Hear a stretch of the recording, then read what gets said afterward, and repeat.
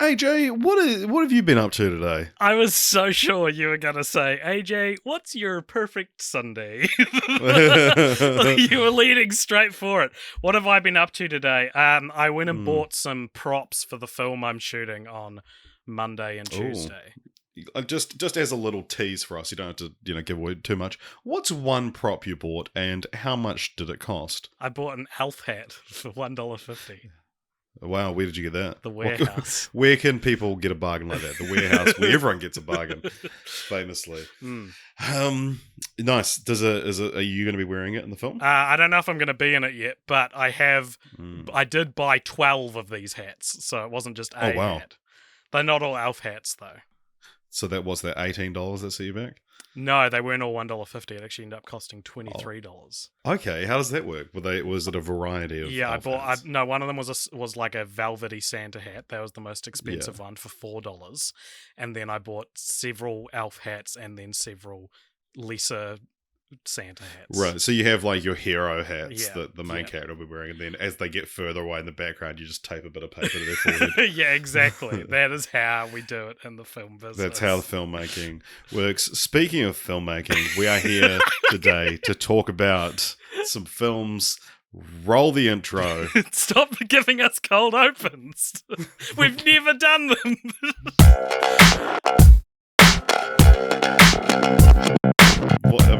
What better time to reinvent ourselves than right now? Well, welcome everyone to Cult Popship, the podcast. Personally, I loved our cold open last week, and I love this one even more. And give us feedback if you enjoy cold opens on the Cult Popship podcast, because I think they're fun as hell, especially now that you're editing on your laptop and we don't have the pre-roll. That was their previous cold open. Those things aren't really related, me editing on the laptop. It's just that I haven't recorded a new one. So we're here today. This feels like a monumental episode for us. It's a franchise that bonded us back in 2013, 14. Grade school, as we call it. In New Zealand, it's called polytechnic or tertiary education, but I think in the US, you guys would call that grade school. You can't do that. People get confused and think we're being serious. Like when we made America think that Fortnights don't exist or something. Well, we made America think that New Zealanders didn't think Americans knew what a fortnight was. Well, there was that one American that didn't know what a fortnight was. That's true. That's how it started. They said, well, from context and doing some Googling, I'm assuming it means 2 weeks. And it's like, how much Googling did you do that you're still not certain on what a fortnight is? So, yeah, we're here today to talk about a franchise which goes by many names, the Cornetto Trilogy, Three Flavors Cornetto, or as what I originally knew it as, the Blood and Ice Cream Trilogy. This is the Edgar Wright directed trilogy of films, which consists of Shaun of the Dead, Hot Fuzz, and The World's End. Some people, some plebeians out there might be surprised to not hear Paul listed on that, which stars the two same lead actors as these three films. That was not written and directed by Edgar Wright, so it does not count. We will, I think, it'll come up later on. And then also, obviously not a movie, but I would be remiss not to mention the TV show Spaced, which is where the sort of collaborative team behind these three films first worked together. Yes, and speaking of other pleb opinions or misconceptions, we're saying this is a franchise. This film franchise Fortnights, where we cover film franchises, and wouldn't it be boring if every episode was just your standard film sequel, I got a sequel, Lethal Weapon 2. Yeah, exactly. We're allowed to experiment with the form, and this is one of a series of film franchise Fortnights episodes which have covered what many would call a spiritual trilogy. Yeah, I would say this is an anthology franchise. Mm-hmm. How do you feel about that?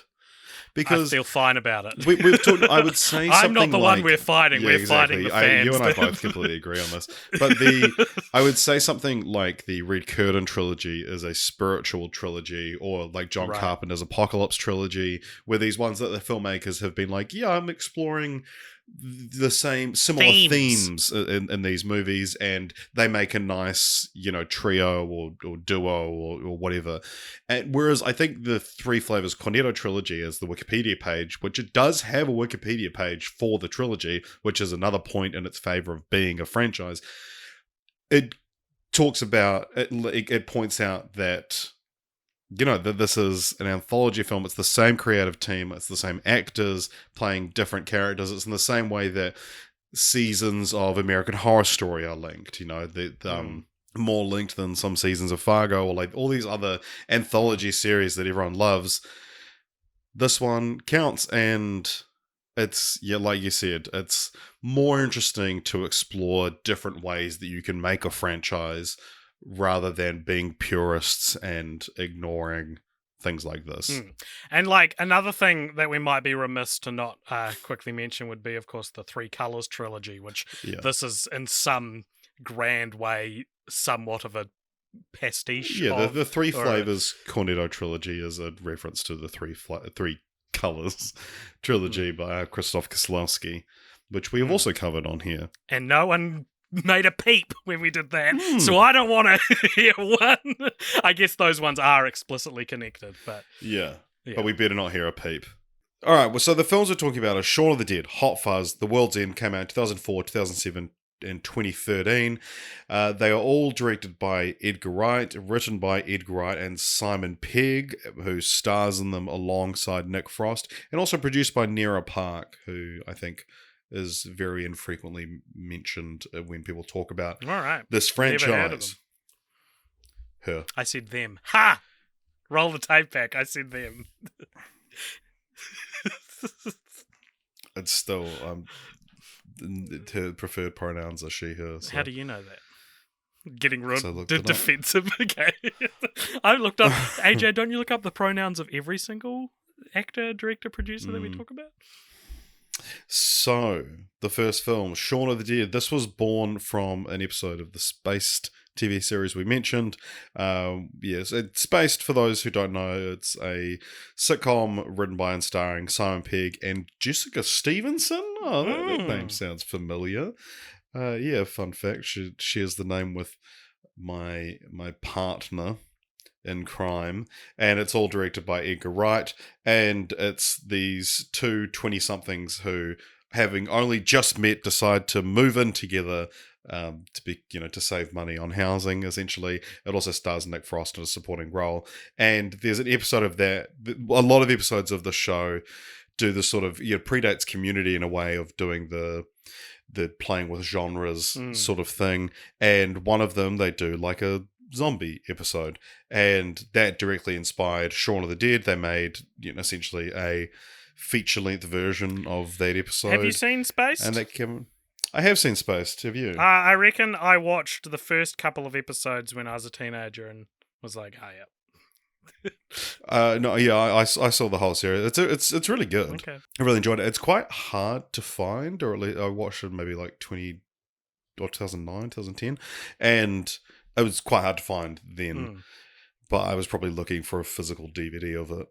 Do you want to know that the main thing I remember about watching it was that the second episode was to be continued? And I thought that was strange that you wouldn't wait at least 3 episodes into a show to do a 2-parter. That's my enduring memory of Spaced. Wow. There's it's the first season predates The Phantom Menace. Oh wow! And and so it's this really interesting thing where they're massive Star Wars nerds, but they live in a world where there's only 3 Star Wars movies, and by all account, they're quite good. And then the first episode of the second season is Simon Pegg yelling at someone, being like, "You weren't there, you don't know what it was like," blah blah blah, and then going off at someone. They're like, "Oh, you can't yell at a little kid like that." And it's like, "He asked for a Jar Jar Binks doll." And it's just this really funny, because I think that now when I think of where Star Wars sits in the zeitgeist. For most of my life, there's been at least the prequel trilogy. Yeah, true. And yeah, it's just that you're seeing that sort of cultural shift in the in its 2-year absence from television. So yeah, what is Shaun of the Dead about, AJ? Shaun of the Dead is about a 29-year-old slacker. Does that sound familiar? It's like you. Who lives in a flat with his freeloading best friend and another flatmate who's, got his life together.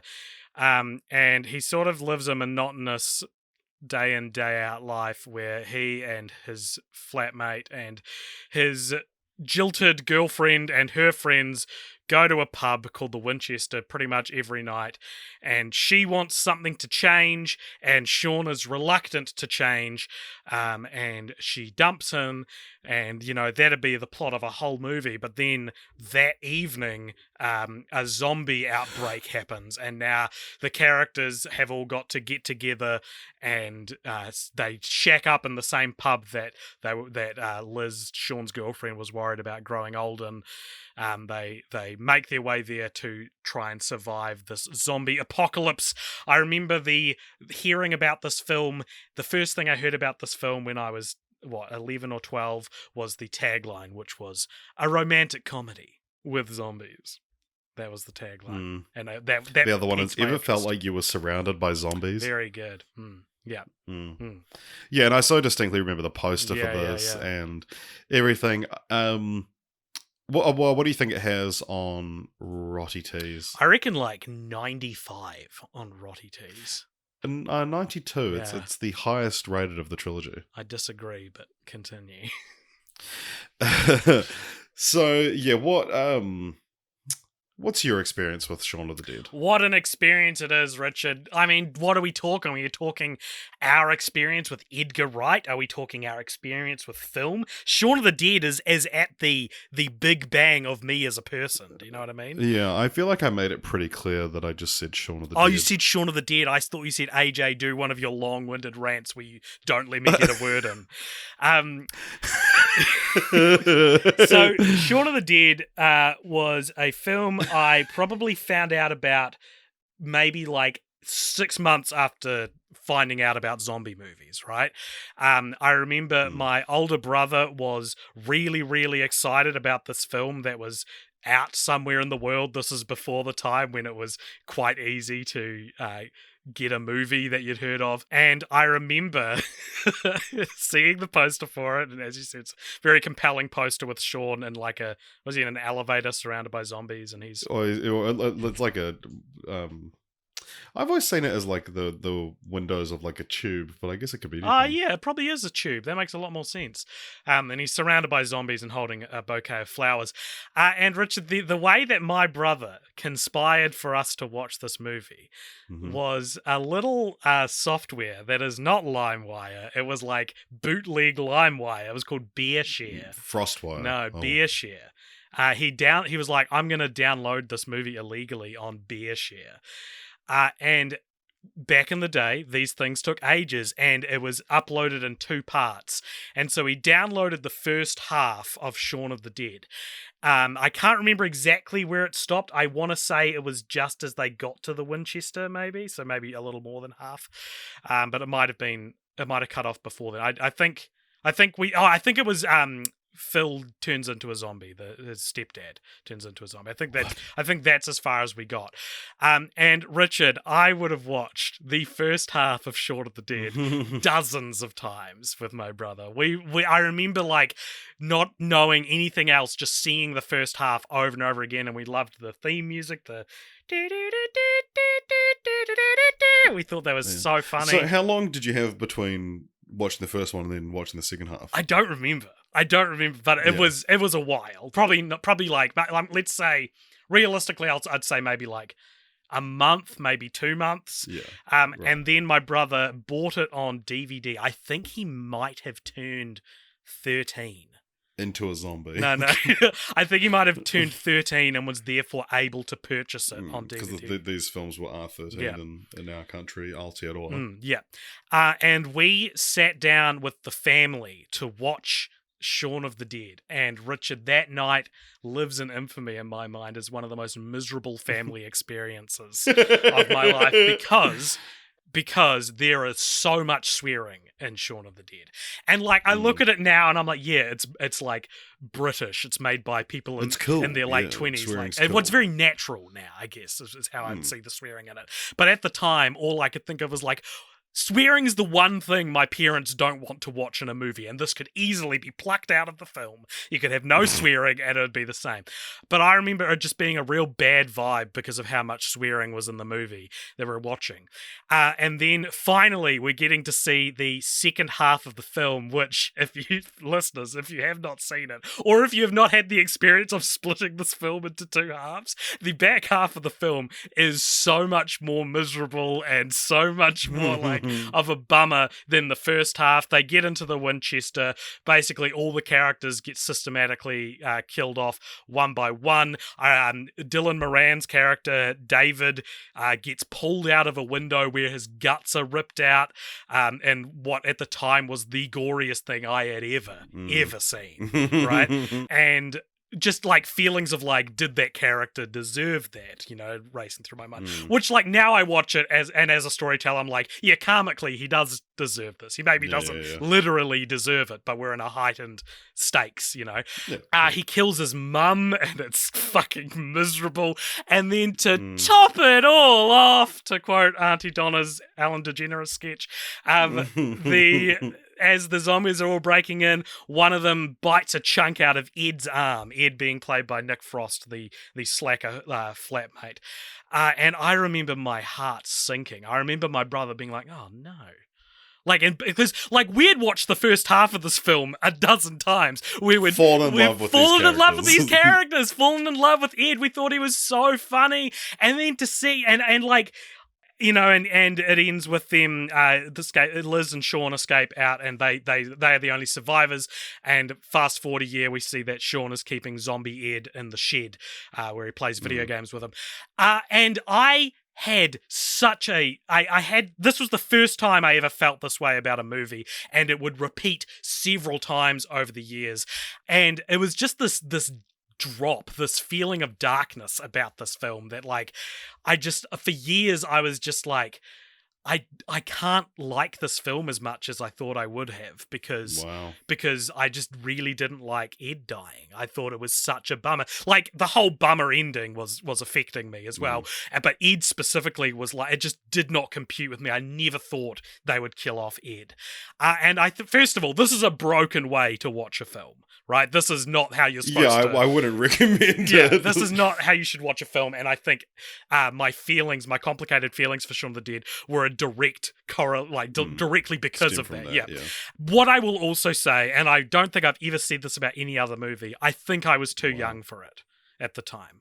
I don't think I was mature enough to be able to handle seeing characters killed off in what felt like a comedy, as far as I knew, and for it to see it dipped so much into like tragedy, and like when he kills his mum, it's like there's nothing funny about it, like it immediately stops being a comedy, like it grinds to a halt, and it just gets really tragic and really sad. And like I still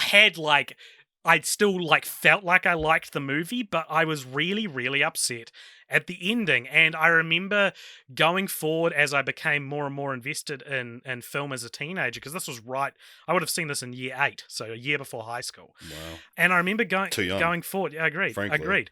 And like any time I would see a comedy where a character died, or I would see I remember that's not funny. This feeling again. Take it out. Yeah, pretty much. I remember this feeling again, and when I was a young steward of film, one of the biggest things that would upset me would be tonally shifting character deaths and things. Characters could die, I didn't mind that, but it was when the tone completely twists.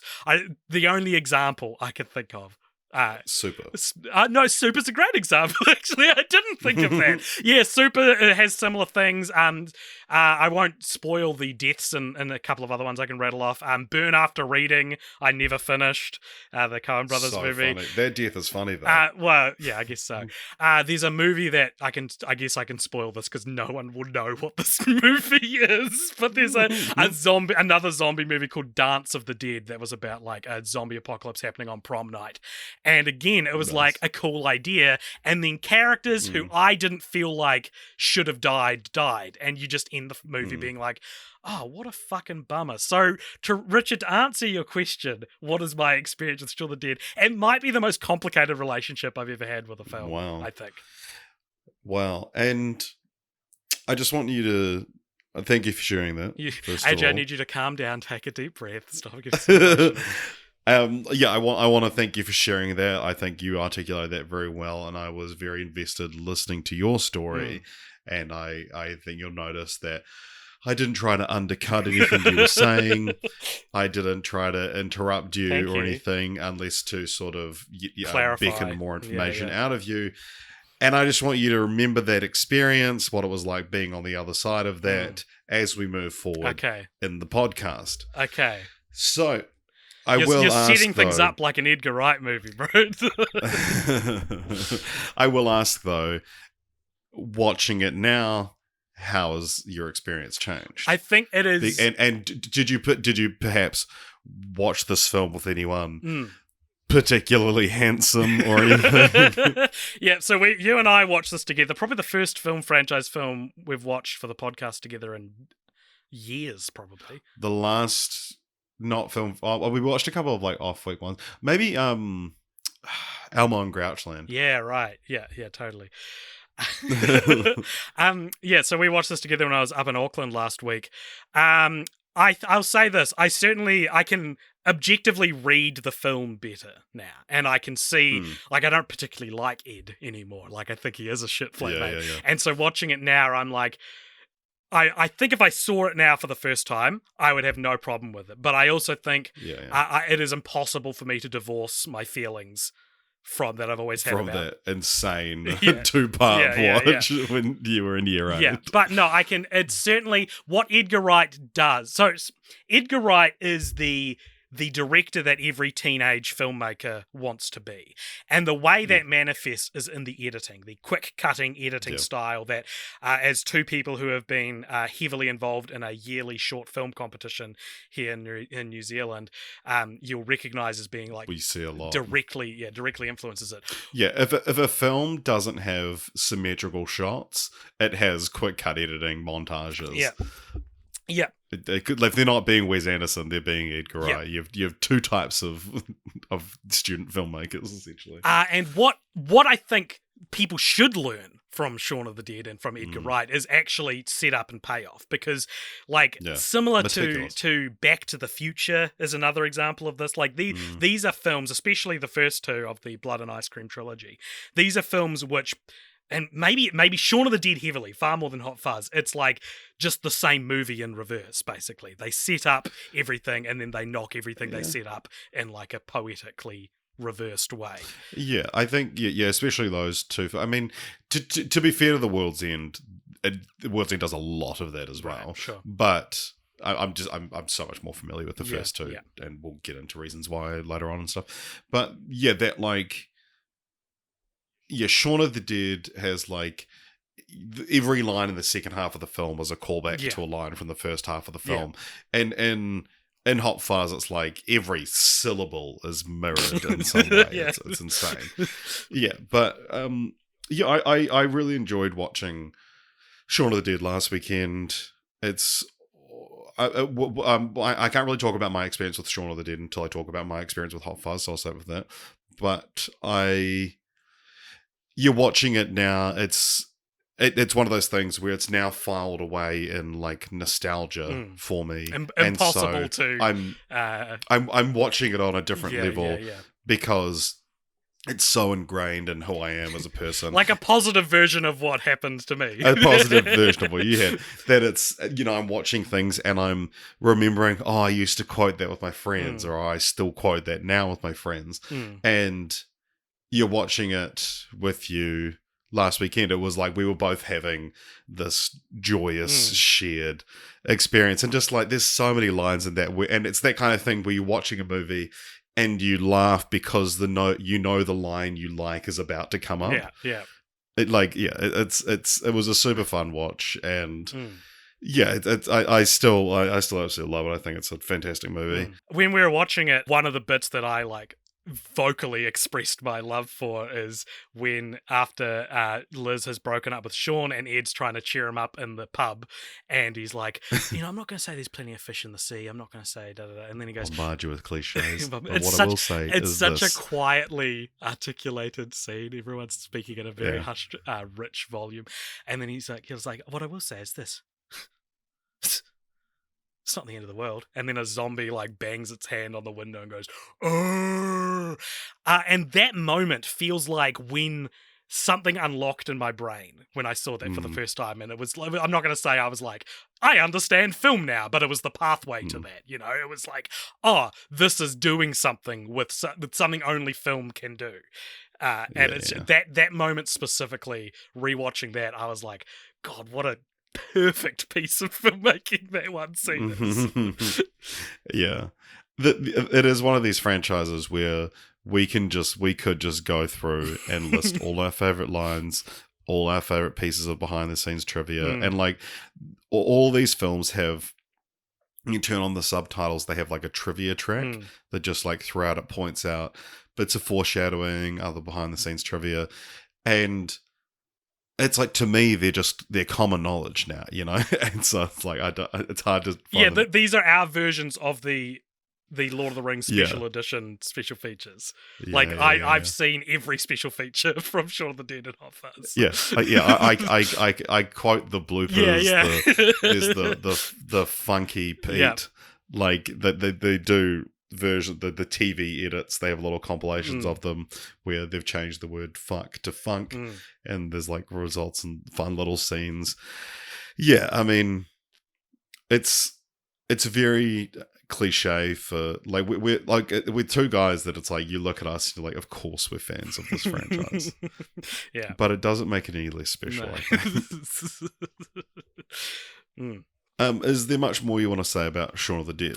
I feel like there is. I guess like the difference between watching it then when I was a kid and watching it now is like, I was talking about how the thing people should copy with Edgar Wright is the setups and payoffs. And like there's in your face copyright. Huh? What is copyright? Copyright. What did I say? That's how they should copyright. It's just funny because copyright is a word. Copyright, I see. Like there's stuff that's a lot more obvious, like he walks to the corner shop before the apocalypse and then walks afterwards, and the same people are there, but now they're zombies and he doesn't notice. But there's also things like it is really, I see it now when I see it. It's a film about growing up and like taking responsibility, being forced to take responsibility. And I think that is really interesting to see like the evolution of Ed's character, because I think I was always sad he died because he was a funny character. And now I see it as he has like zero character arc in the whole film. Yeah. And that's why it's actually appropriate that he should be a zombie by the end, because he already was one. And that is the theme of Shaun of the Dead, is like we live our lives so much like zombies that, would you even notice if we became them for real? Yeah. And it's, I guess, about the people that love enough to ascend that and to get out of that. Yeah, it's interesting you use the word evolution there, because for something we'll get into later, but Nick Frost said that the theme of Shaun of the Dead was evolution, Hot Fuzz was devolution, and The World's End was revolution. Right. Oh yeah, that makes sense. That makes a lot of sense, actually. And yeah, I always thought that was a fun way to look at them. But yeah, man, Shaun of the Dead, what a fun. Also, for those playing at home, the Cornetto flavor in this film is strawberry. Because so every film has a Cornetto appear, and also features like a lot of gore, hence the term Blood and Ice Cream Trilogy. But yeah, the Cornetto flavor, when it's they're hungover the next morning. He goes to the shop to get a Cornetto, and which is a hangover cure based on Edgar Wright's real experience. That's what he used as a hangover cure, apparently. And the red strawberry color represents the gore and the blood, zombie movies. I see. Etc. Nice. So, 3 years later, this was followed up by Hot Fuzz. And there's a segment we often forget to do called French Wise. And we're doing that now? No, I think we should forget to do it. Okay, classic. That's the real classic move. Yeah, I think it's just they had so much fun doing it. Yeah, right. And I mean, it's not... It's as tenuous of a franchise anyway that it's like you could just make a movie. The French Wise is he made a movie and then secured the budget to make another movie, and then he was like, "I'm going to connect these, and no one can stop me connecting them." Yeah. So Hot Fuzz came out in 2007, 3 years later. Once again, directed by Edgar Wright, written by Edgar Wright and Simon Pegg. This one featuring a classic blue trumpet. I mean, cornetto. Whoopsie. Don't let the bloody cornetto heads hear me say that. Which are the blue obviously signifying the cops at the centre of the film. And AJ, what is Hot Fuzz about? Hot Fuzz is about a police officer in London who is a policeman officer who is so good at his job that he's making all the other cops look bad, and so the chief inspector relocates him to Sanford, Gloucestershire, which is this tiny little crimeless town in the middle of England, I assume. I don't know where Gloucestershire is, but basically the idea is to get rid of him because he's making them all look bad. So he goes there, and this town has like a pristine reputation. It's won Best Village of the Year for 20 years or something like that. I don't know how many times. Yeah, there hasn't been a recorded murder in 20 years. Yep. But as soon as he gets there, he makes an unlikely friendship with Constable Danny Butterman, who's played by Nick Frost, Nicholas Angel being Simon Pegg's character. And while he's there, a lot of people start dying in horrific accidents, and Nicholas Angel suspects foul play, but everyone else is so like unfamiliar with murder that no one believes him until it sort of reaches a tipping point. Spoilers for legitimately one of my favorite movies of all time. If you haven't seen it, please go watch it first. What is eventually uncovered is that there is not just the one killer actually, but there are multiple killers. And actually, it's 2 killers. And the entire Neighborhood Watch Alliance, or NWA, and one of the funniest like randomest jokes in this movie. Which includes Jim Broadbent's character, who's Danny's father, and everyone else's. He's the chief inspector in Sanford. They've basically been murdering anyone who's made the town look bad. And the big joke of Hot Fuzz is that it's nothing sinister. It's like, we don't like that there's a living statue busking in the street, or we don't like that this woman they're killed for the pettiest reasons. Yeah, we don't like that this woman has an annoying laugh, or that this guy's a bad actor.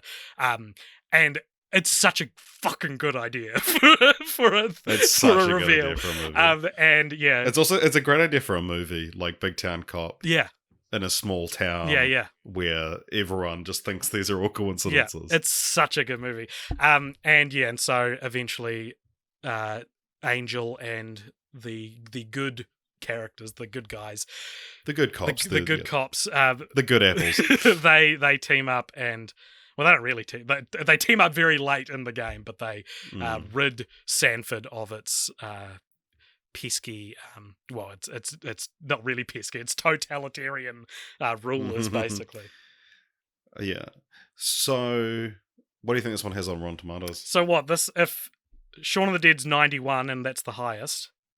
Mm-hmm. I reckon this is... Sorry, Shaun of the Dead's 92 and that's the highest. I reckon this is the lowest rated one. Just in some twist of like infuriating fate, this will have the lowest critic score. I'm going to guess 85. It is not the lowest. It has 91. Okay. One below Shaun of the Dead. Cut all that out. Cut out my prediction. So, Hot Fuzz I mean, finally time to talk about it. This, for 15 years, not quite actually, but I've said this is my favorite movie of all time. It's, God, I mean, this is a perfect movie as far as I'm concerned. This is a phenomenal achievement in filmmaking and just a very, very beloved personal film. To me, as for my experience of it, it was, we had a sleepover at probably in 2008, I think, or maybe 2009. So I hadn't seen either Shaun of the Dead or Hot Fuzz up until this point, and didn't really know much about them. I remember seeing the poster for Hot Fuzz when I went to go see the SpongeBob SquarePants movie at 10 a.m. and I don't know. We had a sleepover, but then it was the next morning. We were like cramped in his like the corner of my friend's little room, and he put on Hot Fuzz, and just on this like tiny little computer screen, we watched it, and oh my God, I fell in love. Like it was actually just this transformative experience for me. It was. I mean, I'd watched Back to the Future before this and things like Toy Story and stuff like that, but there was just this. I was unlike anything I'd ever seen before, and it just it you know, like the meme of like you watch, someone goes to see like Fight Club and they're like, Tyler Durden is my personality now. It was like Hot Fuzz is my personality now, and then I just went out and like seeked out everything I could. With like, I went and got a DVD of Shaun of the Dead, watched that immediately, fell in love with that as well. I spent months tracking down Spaced. I even got a DVD of a show called Danger 50,000 Volts that Nick Frost hosted, which was like a survival show. Yeah. And there's an episode of that called Danger 50,000 Zombies where Simon Pegg appears, and it's like the only one that's a parody. The rest of the show is like a completely serious show of like how to get out of times. But yeah, man, like Hot Fuzz, I think it was like you sort of said with Shaun of the Dead, like the first time you realize like what film is and stuff, that Hot Fuzz to me felt like the first time I really understood what was capable with film and with writing, and just like the symmetry of the plot, just like how every fucking gag just like lands so well, and just every single element to it, just completely fell in love. And like I remember when I got the Blu-ray of this, when I got a Blu-ray player, I watched the film 4 times in one weekend because it had 3 different commentaries on the Blu-ray. So I watched it once and then just kept watching the commentaries pretty much back to back. Watched it with the trivia track, everything, seen every bonus feature, everything with this film. It is, it's if it's not my favorite film of all time, it's tied for first. I think my manifestation of a post Hot Fuzz personality was this is similar but not as cool.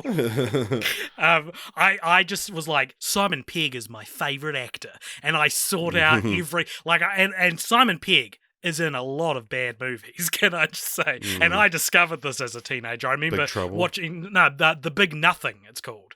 He's in a movie called The Big Nothing, which fucking sucks. It's so bad. I always get Big Nothing and Big Trouble. Because Big Trouble, Big Nothing's better than Big Trouble. I disagree.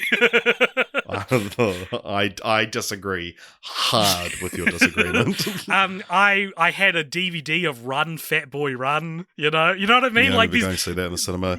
How to Lose Friends and Alienate People. I had a poster of How to Lose Friends and Alienate People in my room. What a weird movie for a teenage boy to have a poster of in his room. It's got Megan Fox on the poster. But I didn't get it for Megan Fox. I got it because Simon Pegg's sitting in a little armchair on the poster.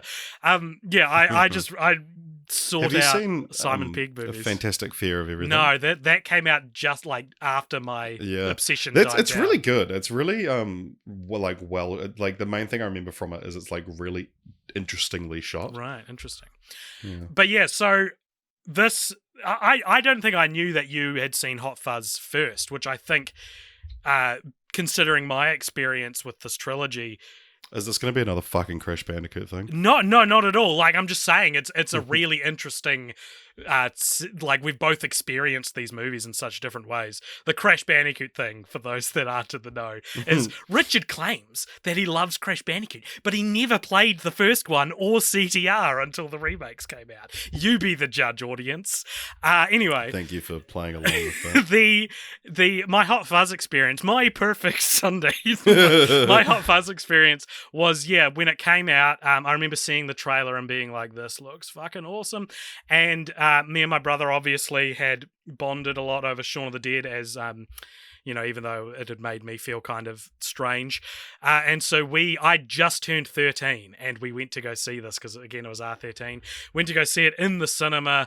And yeah, man, this has got to be the first movie I saw in cinemas that was like, this is like the best. At the time, I would have said this is the best movie I've ever seen in the cinemas.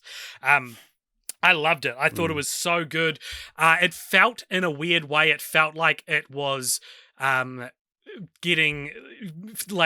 me to forgive it for the things I didn't like about Shaun of the Dead, because they make it look at the end of this film like Danny has died, Nick Frost's character, before revealing it's actually his long since passed mother's grave, and that they're actually still together and that their friendship can live on. And again, watching this movie as an adult, it's like, yeah, of course you're not going to kill the sidekick in a movie that's about the importance of friendship.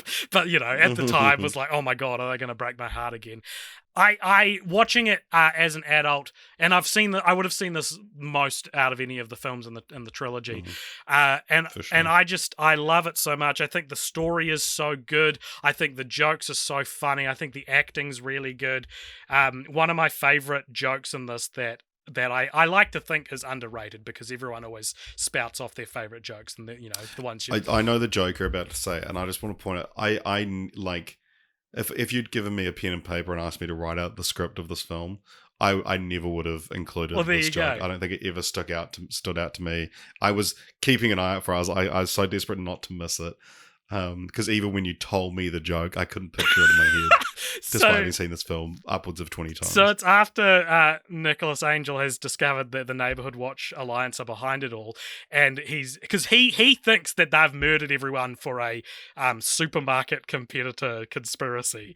This whole conspiracy. Yeah, they're basically like, you're thinking about this too much, and they're talking about one of the people they killed, who was an actor who you'd seen earlier in the film perform in Romeo and Juliet, and he was really bad, and they're like, it was a terrible actor, and Nicholas Angel is like, so you murdered him for that? And they're like, well, he murdered Bill Shakespeare. And Simon Pegg, in this brilliant reaction, just goes, what? Oh, and it moves on real quick. And I feel like it's funny that you didn't remember that, because I reckon that little joke defined my sense of humor for a long time. Yeah, I could see that. Saying what and then going, and then realizing what someone meant feels like one of the funniest things in the world to me. And that feels like so much of what I've written since seeing this movie, so much of my sense of humor. It feels like that joke is the dream example of what I find funny. So yeah, I love that joke. I love that the relationship at the center isn't, I don't know, again, like, you think that it tries to get you to think Danny's been killed earlier in the film. It tries to make you think that Danny has betrayed him. And because of Shaun of the Dead, I don't like it when I feel like a movie hurts my feelings. But what I do like is when it feels like a movie hurts my feelings and then reveals it actually didn't, which is what Hot Fuzz does. I think this is considerably better than Shaun of the Dead, in my opinion. I think it's a more chiseled version of Shaun of the Dead, and so it's a lot more admirable. I think the cast is a lot more impressive. Timothy Dalton as Mr. Skinner is so good in this. I think he's got such a great. I don't know. He's just very fun to watch. Great presence, yeah. I've always thought, because Timothy Dalton is in this, and then Pierce Brosnan is in The World's End. I wonder how much Edgar Wright regrets not having Roger Moore in Shaun of the Dead, playing Phil instead of Bill Nighy. It has to. No, but then you also have to. Bill Nighy has to be in all three. Yeah, okay, but who else would Roger Moore play in Shaun of the Dead? Yeah, exactly. I've been wanting to talk to you about this all week. He'd play the bar owner. Yeah, you reckon? But even he isn't like. It needs to be slightly more substantial. I think I can just imagine Roger Moore delivering Bill Nighy's lines in Shaun of the Dead. But yeah. Hmm. Yeah, but I mean, he could play anyone. Mm. He's Roger Bloody Moore. He can do anything. I was not to just be like the podcast that just quotes the film, but the one joke really that has really stuck with me, and I quote on a weekly basis, is there's a bit when the two Andys, who are two of the detectives, both named Andrew, and also talking them as an uphill struggle, that. This is going to be insufferable for at least one listener, right? Yeah, they're talking to Nicholas Angel, and they say, and they end it with "you and your monkey," and then Danny Butterman is standing behind him, and he goes, "Did he mean me or that?" And he lifts up this like giant monkey teddy, and it's so funny, and his delivery of it is so funny, and Jess and I quote that on such a regular basis. It's always like when one of us is talking about how cute one of the cats is or something like that, and we'll be like, "Do you mean me or that?" That's adorable. But also a fun little thing that I'd be remiss not to mention is that the first time I had Jess round to my house and she saw my impressive DVD collection, and said, "Oh, should we watch a movie?" And I said, "Yeah, sure. Just feel free to pick anything out." And out of my, couple of hundred DVDs, she chose Hot Fuzz on our first date, or first time she was around at my house, and so we watched Hot Fuzz, and it was always like this good omen of our relationship. And then the next couple of times she came around, we watched Shaun of the Dead and The World's End. But that's like a cute little thing, and just another way that this film is important to me. I think there is something that maybe needs to be discussed as well with the difference between myself since the last time I watched this film and watching it for the podcast. Yeah, you're a big ACAB guy. I'm a big ACAB guy now. And I was thinking about that going in, like, because there are instances where, like, I find certain movies or shows harder to watch now that I don't see the police as now that you're a big ACAB guy. Uniform positive force. And so I was wondering, is Hot Fuzz a movie that is, proudly propaganda almost? Is it going to affect it? And what I realized halfway through is, like, I can't forgive it the whole way because it is still about cops, but it is also about cops abusing their power and abusing, like, like the main bad guy in the film is the chief inspector. So it's still like there's this element of it that I wonder, is it still like, could you claim this is in some part a movie that is aware of the social injustices that the cops have been responsible for over history? Because, like, the oppressive arm of the law operates ultimately in Hot Fuzz and in Sanford in the same way that we would criticize it for in real life. So that's me justifying it to myself that I'm still allowed to like this movie. Nice. Yeah, I mean, you're allowed to like whatever you want, whether it be cops or not. Okay, thank you very much. You're allowed to like cops. Thank you for the permission. Oh, man, I mean, God, I feel like we could, and you and I have talked about this film for hours before. One thing I do want to talk about with you, like, we talk about titles a lot on this podcast, and I think we may have had this exact conversation on the podcast at some point. Yesterday. no, we've done it on we had pod. this discussion off pod yesterday, but I mean, every time you start a sentence, it sounds like my perfect Sunday. It sounds like you've been influenced so completely by that line. So I feel like you won't have much to say about The World's End. As a title? Yeah. I mean, yeah, not really, I guess. Yeah. But so Shaun of the Dead and Hot Fuzz are like, and it's also interesting that, like, Shaun of the Dead and Hot Fuzz both feel like they're puns or playing on something, and then The World's End's a pretty straightforward title. But the Peg and Wright have said that the title comes from Edgar Wright said that he wanted to make a title that had very little meaning, like Lethal Weapon, Point Break, Executive Decision, Right. And Simon Pegg joked that many action films titles seems to be generated from two hats filled with adjectives and nouns, and you just go, okay, that'll do. Totally. I've never heard it explained before like that. Oh, yeah. But the thing that's always made me super curious about this film, so it's a twist in the film or it's a reveal that there's more than one killer, and that really sort of blows the whole thing wide open for Nicholas Angel. Obviously, where have we seen the word killer pluralized before? In the band The Killers, who their debut album was called Hot Fuss. And there's a poster for Hot Fuss in the background of the scene where she says, "No like catching them killers then." Danny replies, "It's just the one killer actually."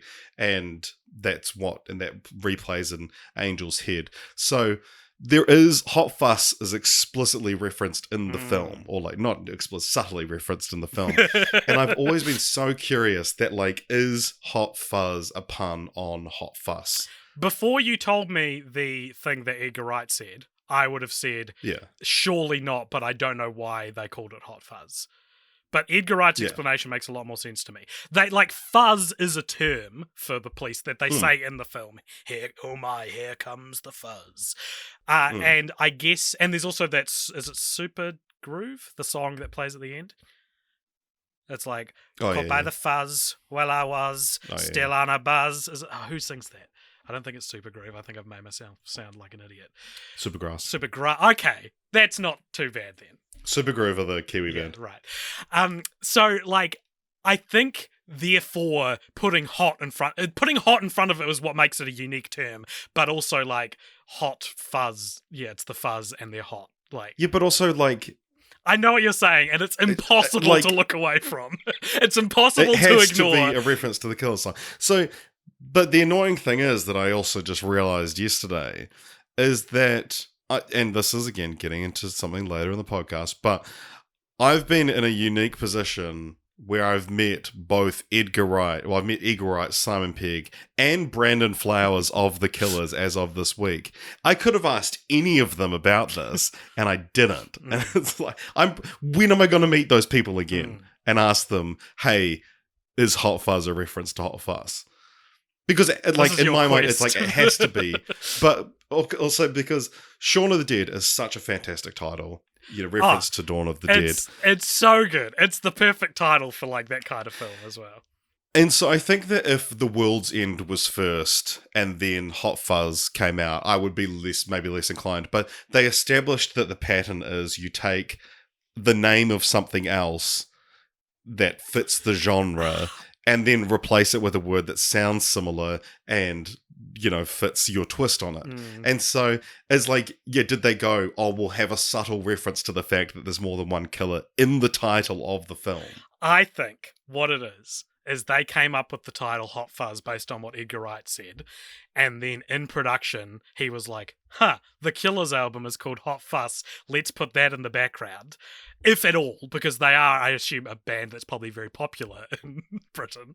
And I don't think it's a case of...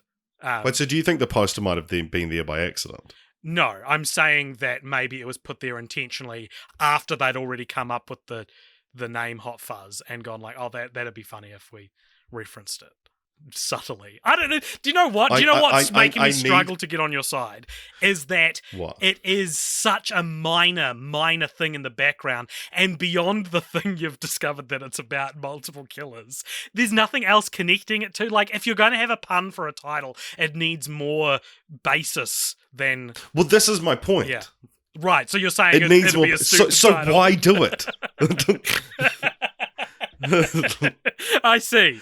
Like, I see why you're so conflicted it's now. too clearly a pun, but also why? Yeah. Well, my answer to that is I don't think it is intentionally being a pun, I guess. No, it has to be. It has to be, though.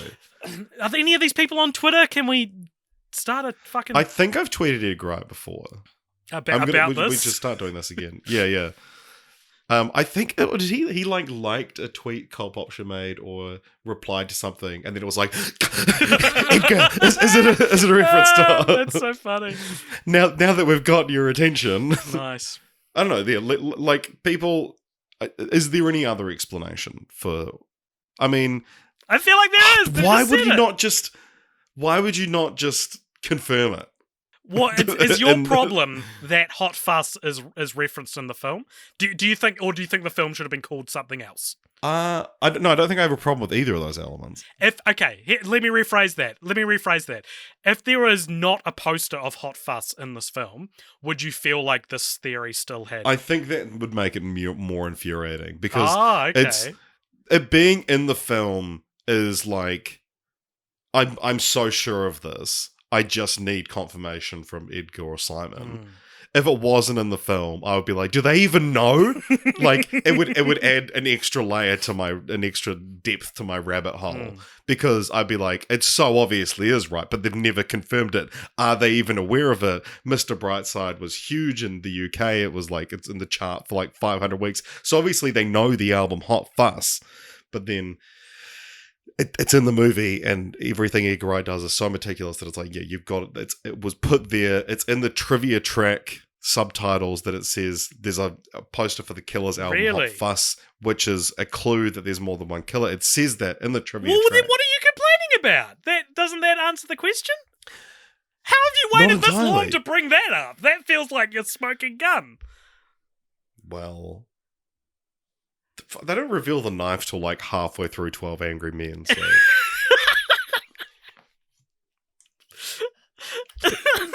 Yeah, okay. Good point. Yeah, I watched this film last night with a friend of mine who I hadn't seen in like 5 years because she'd be living in London, but she was telling me that when they were just sort of, doing as people who live in London do, just tour around, and they were in this small town in the UK, and then it was like on their last day there, they were like, I just realized why this looks familiar, and they realized they'd been staying in Sanford and hadn't realized, and then were like, oh my god, like, yeah, this is this place and this is this place, and I think it was inside one of the pubs that they were finally like, holy fuck, I know where this is. So Sanford is just a real place. It's not a real place, but like when but it was, they're staying in the town that was renamed. That was used for it, which I could probably find. Wells in Somerset. Nice. Somerset, He's not Judge, Judy, and Executioner. Yeah. One thing we haven't mentioned that's another through line of these films is the fence gag. Yes, right. So in Shaun of the Dead, there's a bit where they take a shortcut to get to the Winchester, and he's like, what does he say? What's the matter? You've never taken a shortcut before. And he goes in to jump over a fence, and the fence, what happens? Does it fall down? Yeah, so it falls down. He looks like an idiot. In Hot Fuzz, he goes, what's the matter, Danny? You've never taken a shortcut before, and does like a front flip over the the fence. He flips over like 3 different fences. Yeah.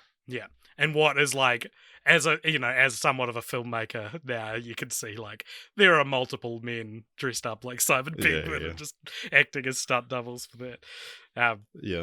Actually, Pegg did 3 of the flips. So he vaults over 3 and then does a flip over the 4th. It's a stuntman on the 4th. And then Danny goes to run through it and just trips and falls straight through the fence. And it's so fucking funny. And then Nick Frost looks back at the camera. Danny looks back. And that's to prove that it was actually Nick Frost that did it. That's why the actor Nick Frost made the decision that Danny would look back. Is to prove that he did that pratfall. That's great. That rings a bell somewhere in my mind. I reckon I've seen the special feature that mentions this. Yeah, that's so good. And then there's obviously a fence gag in The World's End as well, which is very similar to the one in Shaun of the Dead, that he tries to jump over a fence and the whole fence falls down. So that is Hot Fuzz. Any last words? God, this is one that I could just reel off trivia at you. Yeah, but also, like, hours. that's, this is trivia people probably know, and I think... Yeah, but it is, I hate these episodes like this where it's like, there's so comprehensive, like, stuff to cover, and it's a favorite for many people listening. They go, "Oh, I'm surprised you didn't mention this piece of obscure trivia." And it's like, else? trust me, whatever you have to say about any of these films, I know it already. Yeah. What I think I defy you, listener, to tell me something I didn't know about this franchise. I think at the center of our podcast, though, is a discussion about how these films work in tandem with each other, how a franchise works in tandem with each other. And so it's less about, like, rattling off trivia, which we do, but, like, it's more about how these things work in the pantheon of franchises, I think. Yeah. And talking about titles a lot. Of course. So, 6 years later, we had... 6 long years, 6 long years, yeah. We had The World's End. This was a movie whose title was confirmed a year after Hot Fuzz, it feels like. And there was a time in my life where, and I think I've mentioned this before, where I never thought this was going to come out. And it was next to what would eventually be The Dark Knight Rises, and what still isn't 28 months later, as the third parts of trilogies that, as a teenager, those 3 specifically, so desperately wanting them to come out, and fucking 28 months later is still the only one that every 3 years there'll be an article. Yeah, they just got a writer or something like that. Or a new yeah, I think we could see us doing another one, but yeah, this obviously took longer than The Dark Knight Rises to come out. So. Yeah, it is. Yeah, it is that interesting thing where it's like, when I discovered this franchise, there was already Shaun of the Dead and Hot Fuzz, and then it feels like such a significant portion of my life was spent waiting for the two. For the gap between these two. And then it's like, I came of age in this time. I finished high school, finished my theatre company, and then I was now at broadcasting school when The World's End came out. Though, I would be remiss not to mention Paul, which is written by Simon Pegg and Nick Frost, and also produced by Nera Park, but not directed by Edgar Wright. He had nothing to do with it, and so... Yeah, it's... Some people sort of incorrectly assume it's part of it or it's related in some way. I was always kind of annoyed they even did it. Yeah, because it's also like a sci-fi one. We knew that the third one was going to be a mint Cornetto, referring to, like, the little green man. And then, they make Paul, which is a very Americanized version of Seth Rogen. It's got Seth Rogen as the voice of an alien. I don't dislike Paul, I'll say. I'll need to see it again as a non-Christian. I remember at the time being like, "Oh, fuck off." Why do they have to make fun of Christianity in the movie? Yeah. But I do. It does have one of my favorite lines in the history of film in it. Bill Hader plays, like, this, FBI agent chasing people down and chasing the main characters down, and then one of them is like, Bill Hader's like, pull over the car, and he goes, "I'm on a mission from God," and Bill Hader says, "Tell him you failed," and shoots him. And it's just, I just love that line. It's right up there with just the one killer, actually. Yeah, so, Paul always annoyed me. It like messed with my want for everything to be neat and tidy when Paul came out. Yeah, absolutely. Like, to the untrained eye, this is absolutely the next one, Yeah. Yeah. It is one of those things that's like, oh, people don't understand. People need to know. Yeah. I didn't even see it in theaters. I waited till it was out. I remember going to see Paul in theaters, and I had a crush. I knew her. I had a crush on the girl that worked at the movie theater, and I was with 2 friends, and I made a fucking beeline for the movies. I was like determined to get there to talk to her, and then she wasn't working, and then she was on her break, and then they were like, "Yeah, there was a girl who tried to wave you down and said your name, and you just walked right past her, who was like at the food court at the mall." No. But yeah, The World's End did eventually come out in 2013. What is it about, AJ? It is about a slacker named Gary King, who was once the best guy in high school when he was a teenager, and he had this group of friends, and on the last day of school, the after school was out, I guess, they tried to do the Golden Mile, which is a pub crawl of the 12 pubs in their little town. New Haven? Newton Haven. Newton Haven. And they never completed it, and then everyone grew up and got all mature except for Gary, who's played by Simon Pegg, and something stirs in him, and he decides it's time to get the band back together, and so he gets all the guys back who are much more mature and moved on to try. They somehow convinces them to try and do the Golden Mile again. The actors you've got, most significantly, you've got Nick Frost, who plays Andy Knightley, and you've got Martin Freeman, who plays Oliver Chamberlain. And then you also have Paddy Considine as Stephen Prince and Eddie Marsan as Peter Page. They've all got, Knights of the Round Table type names, led by Gary King, and then you've got Knight, Prince, Chamberlain, Page. And so it's sort of like a movie about how everyone's just basically fucking sick of Gary King. And then at some point during the movie, they learn that most of the town has been replaced with robot replicants of who they once knew, and they find themselves entangled in a intergalactic situation whilst also desperately trying to finish their beer run.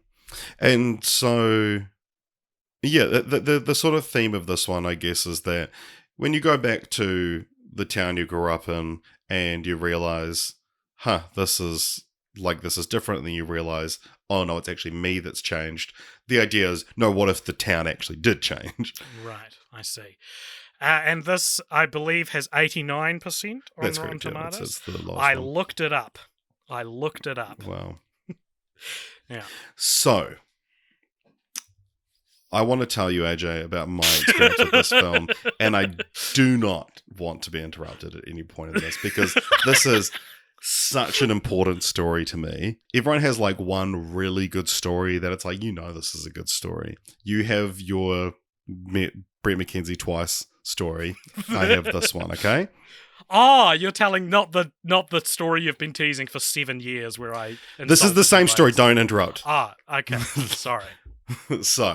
So I'm moving away from the mic, just to paint the picture. So The World's End, and I so distinctly remember the trailer for this movie coming out and finding out what the movie was going to look like and all the stuff, and it was, again, like you thought it might never come out, and then finally seeing the trailer was like, oh my god, like I can't believe this is happening. So 2013 rolls around, the film is coming out in just over a week, can't wait, super excited, concluding a trilogy that the first two parts are two of my favorite films of all time. Driving home late one night, out to my girlfriend at the time's house, and we're listening to the radio. Never usually listen to the radio, but they said, hey, we've got 2 tickets to give away to the world premiere of The World's End, with a chance to meet the stars and Edgar Wright. And I think, it's in Wellington, I'm in Christchurch at the time, but I think, fuck it, you know what, I'll call up. I'll give it a go. And so I call up, I get through, they go, all right, yeah, sweet, we'll pop you on the line, we're about to see your base, blah, blah, blah, just sort of get basic information. And then they say, okay, sweet, yeah, cool, you've won, you're the first caller, yeah, sweet, we'll put you through in just a second. And I was like, holy shit, and, put my hand over the mic and go, oh my god, like I've fucking won these tickets. And then they come back to me and they go, hey, someone's actually just called through now who lives in Wellington, so we're going to give the tickets to them instead. And I'm shocked. I just go, okay.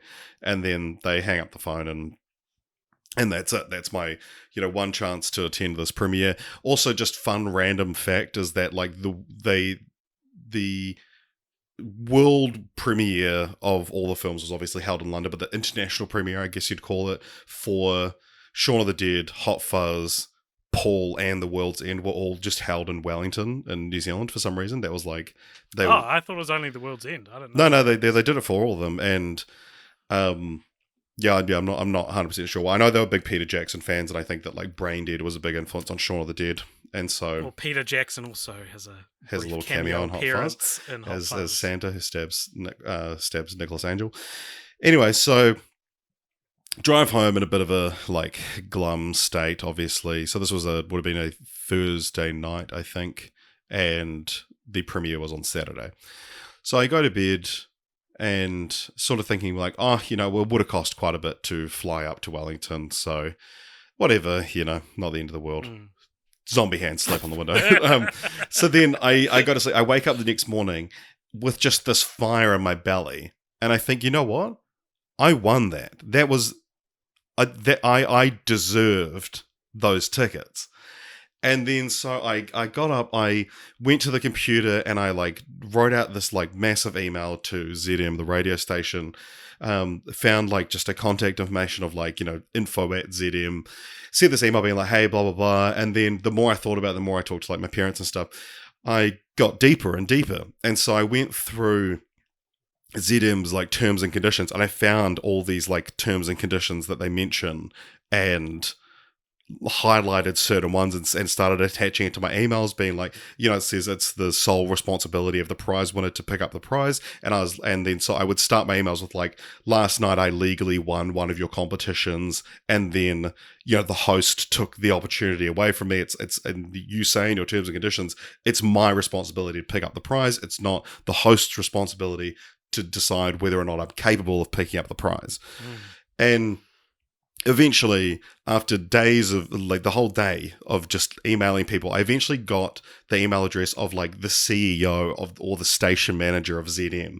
And I sent an email. I hadn't gotten any replies all day, maybe, the odd automatic reply, but I sent an email to them, and within 10 minutes, I got a phone call, and it was the station manager or the CEO or whatever of ZM.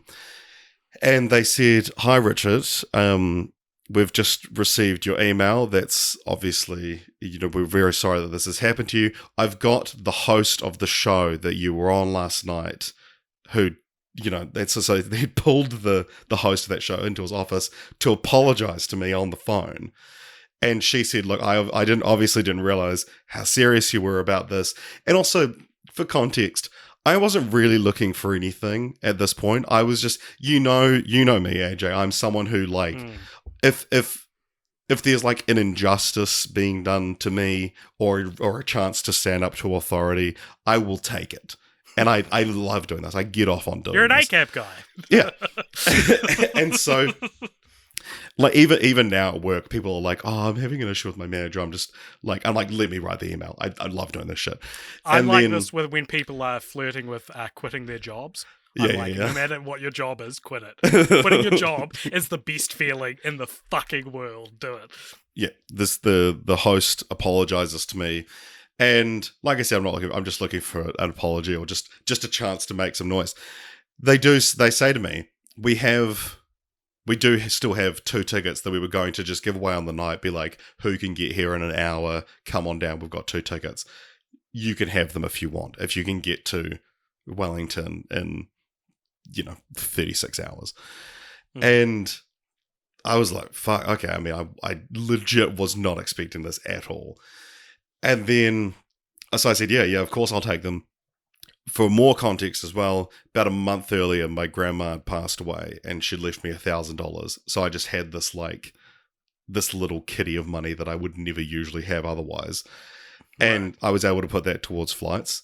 Flew up to Wellington the next day, and my parents always said, like, oh, your grandma would have loved that this is what you spent the money on. Because, she was the same kind of thing that it was like, like you would say like a Karen, but one of these people that's like would love the story of like standing up to these people and whatnot. So fly out to Wellington the next day, go to the premiere. The station manager or the whoever, the PR person meets me outside, gives me the tickets. And I'm like a kid in a candy store. There's a red carpet there. They were still filming The Hobbit at this point, so they had like a bunch of people. Richard Armitage was there. Benedict Cumberbatch was there. Martin Freeman was obviously there, and then Edgar Wright, Simon Pegg, and Nick Frost had flown here to do this premiere. And then I went in. I just shot off, just super excited to see everything. And then the PR person says to my girlfriend, where is he going? Because, like, does he know that you've actually, like, we were going to, like, a separate thing to do the meet and greet? And so this whole time, I just thought it was like, hey, here's an opportunity to be in the same room as these people. If you have the guts, you can approach them. But no, then they take us into one of the, it was at the Capitol Cinema, I think it's called. And then they take us into one of the smaller cinemas. And there was maybe 10 of us in there, if that. And these were all people that had won prizes, various things to be there. And we sit in there for about 10 minutes and they said, okay, cool. So you guys will come through here. And then eventually they got us to all stand at the front under the screen. And then Edgar Wright, Simon Pegg, Nick Frost, and Martin Freeman walk in. And they walk in, they take photos with all of us, they sign all our stuff. Edgar Wright was the first one I spoke to. He signed something for me. I talked to him about how excited I was for it. And yeah, he said, he's really proud of this one. He said he thinks it's their best one. And then he moved on quite quickly. I got a quick photo with him. But then Simon Pegg came and talked to me and had like a really, really great chat with Simon Pegg. Super, super nice guy. And one thing I remember about that was that he said that he skydived over Christchurch in 1998. And he was like, how old would you have been then? And I was like, 5. And he was like, 5? And I was like, yeah. And he's like, in 1998?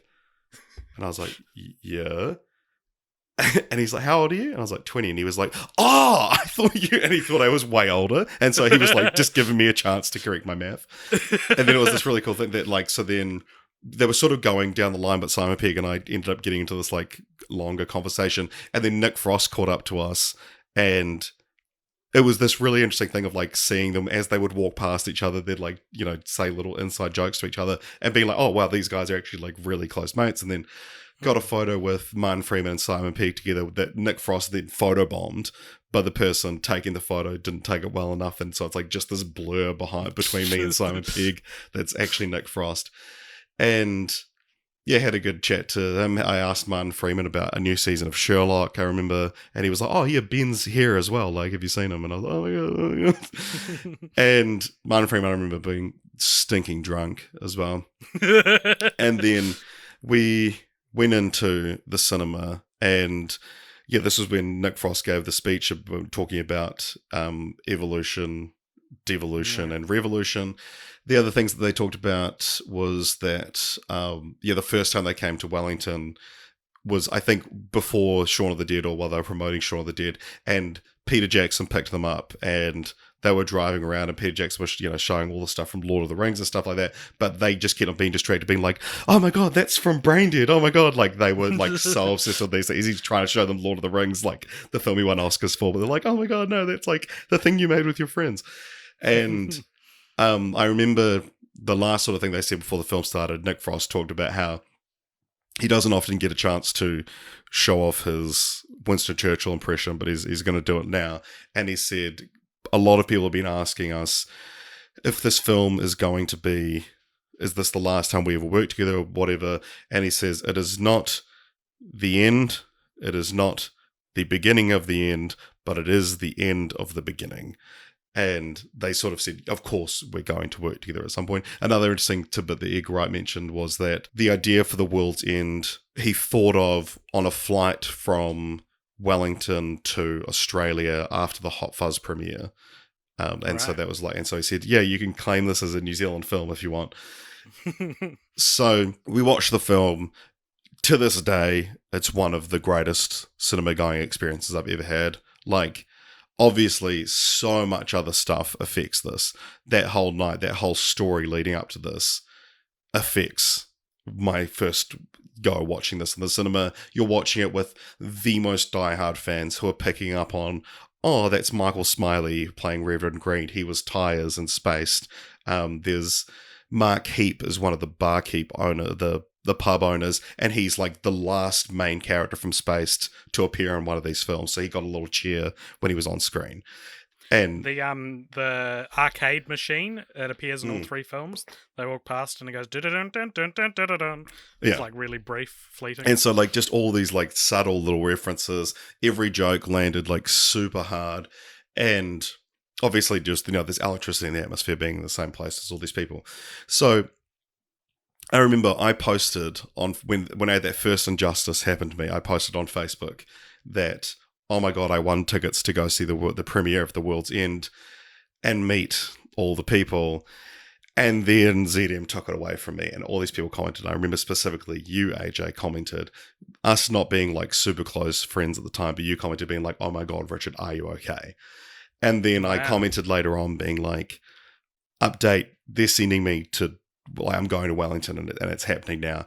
And I remember you conspicuously didn't like that or react to it in any way. And you and I had bonded over Shaun of the Dead and Hot Fuzz at this point already. And I knew you knew how much this meant to me. I knew how much it would mean to you, how much, like, how happy you would be for me, or how jealous you would be, or how much you would want to be in my place. Anything. And I was just so excited to talk to you about this amazing experience I'd had. And then I got back to broadcaster school on Monday after like 10 hours in Wellington Airport, which was such a horrible experience. Corey Monteith died while I was at the airport. I just remember that. But our flight was delayed so long, and we went to the airport early to be like, oh, we'll just kill time by going to the airport. If you're ever thinking that at Wellington Airport, don't do it. It's the most fucking boring airport in the country. But then our flight was delayed, so yeah, we ended up spending like 10 hours there. Get to broadcasting school the next day.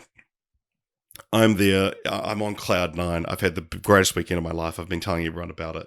And then in walks my friend AJ and our friend Connor. And Connor comes up to me and you guys are standing together. And I'm like bursting with excitement to tell you about this. And Connor says, oh my God, Richard, how was it?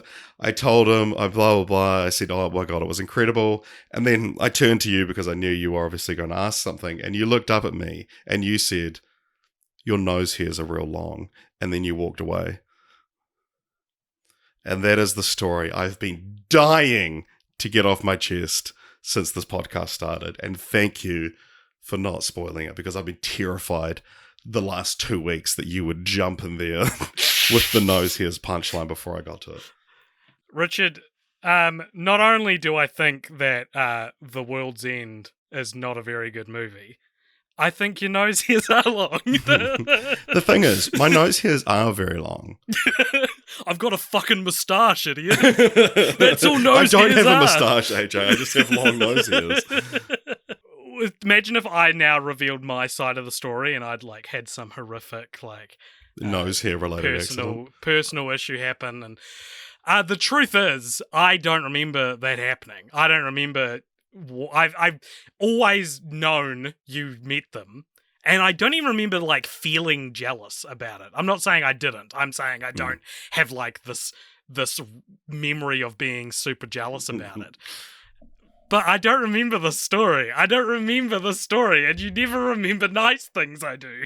You always remember when I tell you your nose hairs are too long. But it was just such like because I think I just took it as like, okay, he's clearly very jealous and isn't ready to talk to me about this. Fair enough. But yeah, and because I remember... It doesn't seem like something I would do, but... Yeah, well, I know that like our relationship, like even now with like watching films before another person that like we're both really anticipating, is that like we don't like to know what the other person thinks about it where possible. And so I think that's specifically you and me, not like everyone. Oh no, yeah, that's what I'm saying. I think we know each other's tastes. Yeah. I think that there's probably an element of at that time that you didn't want me to talk about the film. That's probably what it was. Yeah. That's honestly probably more likely than me not being happy for you that you'd... Yeah, no, and I get that, and I wasn't going to spoil the film for you, but I didn't need my nose hairs attacked. Well, I think you did, because they were extremely long. I thought you didn't remember it! So, what are we talking... Like, I think it's so interesting you telling us that story and talking about how the crowd was right and, like, everyone's laughing at all the jokes. I didn't say the crowd was right. Didn't? Well, the crowd was super into Electric. Electric. I don't think you said that either, but Yeah. And saying that Edgar Wright says it's the best one and stuff like that. I barely like this movie. I barely like it. I rewatched it for the first time for this podcast. I saw it in the cinemas. I think I saw the end of it playing when my flatmates were watching it over 2020 lockdown. While watching it, I was like, I'm going to give this 2.5 stars on Letterboxd. Wow. And then by the end, I was like, all right, I'm going to give it 3 stars, but I'm not going to give it a heart. and that's how I feel about this movie. I don't think this is a very good movie. And I think it's not even just that it's the weakest of the trilogy, which, dare I say, is the universal opinion that The World's End is the weakest one. I think it falls flat. I don't think it's very funny. I think it's also weirdly... it's weirdly offensive in ways that the other two aren't. I mean, Shaun of the Dead does have the N-word in it for some reasons, spoken aloud by Nick Frost. But beyond that, like, Hot Fuzz is like it's actually quite a squeaky clean movie. Like, there is references to fingering in it, but that's about as like that's about as horny as the movie gets. Whereas The World's End is like the main character is basically like a sex pest. There's a lot of jokes made out of like sexual harassment. There's just and this isn't necessarily offensive, but it is notable that there's just generally more jokes about sex in it, which feels strange coming from Hot Fuzz, which feels kind of like it's looking at sex from afar. There's also like quite a few like homophobic lines in The World's End, which in true 2013 style, see Anchorman 2. This movie's aged the poorest out of all three, I think. It's the one that makes you go like the most. Like there's the N-word in Shaun of the Dead, but you kind of just be like, it's lost in the chaos of it all. Whereas The World's End like slows down to call the character a word I'm not going to say. It's not that word, but it's a word that's probably still across the line. And I but think also, that the scene where you say it slows down, it's one of those like the other characters aren't okay with him talking like that. I don't know. I don't think they're that upset about it. Well, they tell him not to. Well, no, that's right. They do, don't they? They say that's not very PC these days, Gary. But even that feels like the film wants you to identify with like its worst character, I think. Not worst. Sorry, not worst in terms of how he's written. I don't think that the film necessarily wants you to side with him. Right. Well, anyway, I also think it has several like flat jokes in it. I don't think like a lot of it is that funny. There's I changed my Discord name last night to name one line from The World's End. And what was the one that you pointed out? It was written by Jesus. Yeah, like talking about the Bible. So it was everyone knows the Bible was written by Jesus. I don't think that's very funny. I've heard that joke 1,000 times. Like, it falls flat in so many ways. There was one other one that I thought of while watching it that I was like, oh, this is a good one, and I have forgotten it. Oh, no. I think, like, it's also the least inspired of the three. I think that it's really interesting to watch a movie. Like, people say, like, oh, to engage your brain and eyes and ears. No, to what, like, people say, and it's used commonly in pitches. They'll say, this movie is RoboCop meets Love Actually. They always say that in pitches. Like, run with that idea if you want to pitch that movie. But I've never seen a more pure example of this is Shaun of the Dead meets Hot Fuzz. And it's almost like he's playing Mad Libs with the previous two films and seeing what, because it's about a slacker in a small town who and the town is being invaded by like a supernatural or science fictional force, and it's about growing up, and it's you know what I mean, like these elements plucked from both films, and like, it is good. It's a good movie in the sense that it's effective, and there's not a lot of like truly, there's nothing really that bad that happens in it. But like, I think it's Edgar Wright's worst movie. I'll say that. I think it's his weakest film, and I think like the one thing that I was thinking of, like how I would change the movie, like what I would do to change it. And one thing is, I think it's really weird that the blue-blooded robots, or whatever they want to, blanks they call them, they are not hinted at or signposted or anything in the first like hour of the movie. It is like a tonal shock when they show up. The only reason I wasn't that when I first watched it, that my mind wasn't completely blown, is because it's an Edgar Wright movie and I've heard it's a science fiction movie. I saw it with someone who, because I went when it came out as well, and went with someone who was like, oh, I know nothing about, like, I've never heard of this film, didn't know Hot Fuzz or Shaun of the Dead, and went along, and when he tackles the kid into the urinal and his head pops off, she like audibly yelped.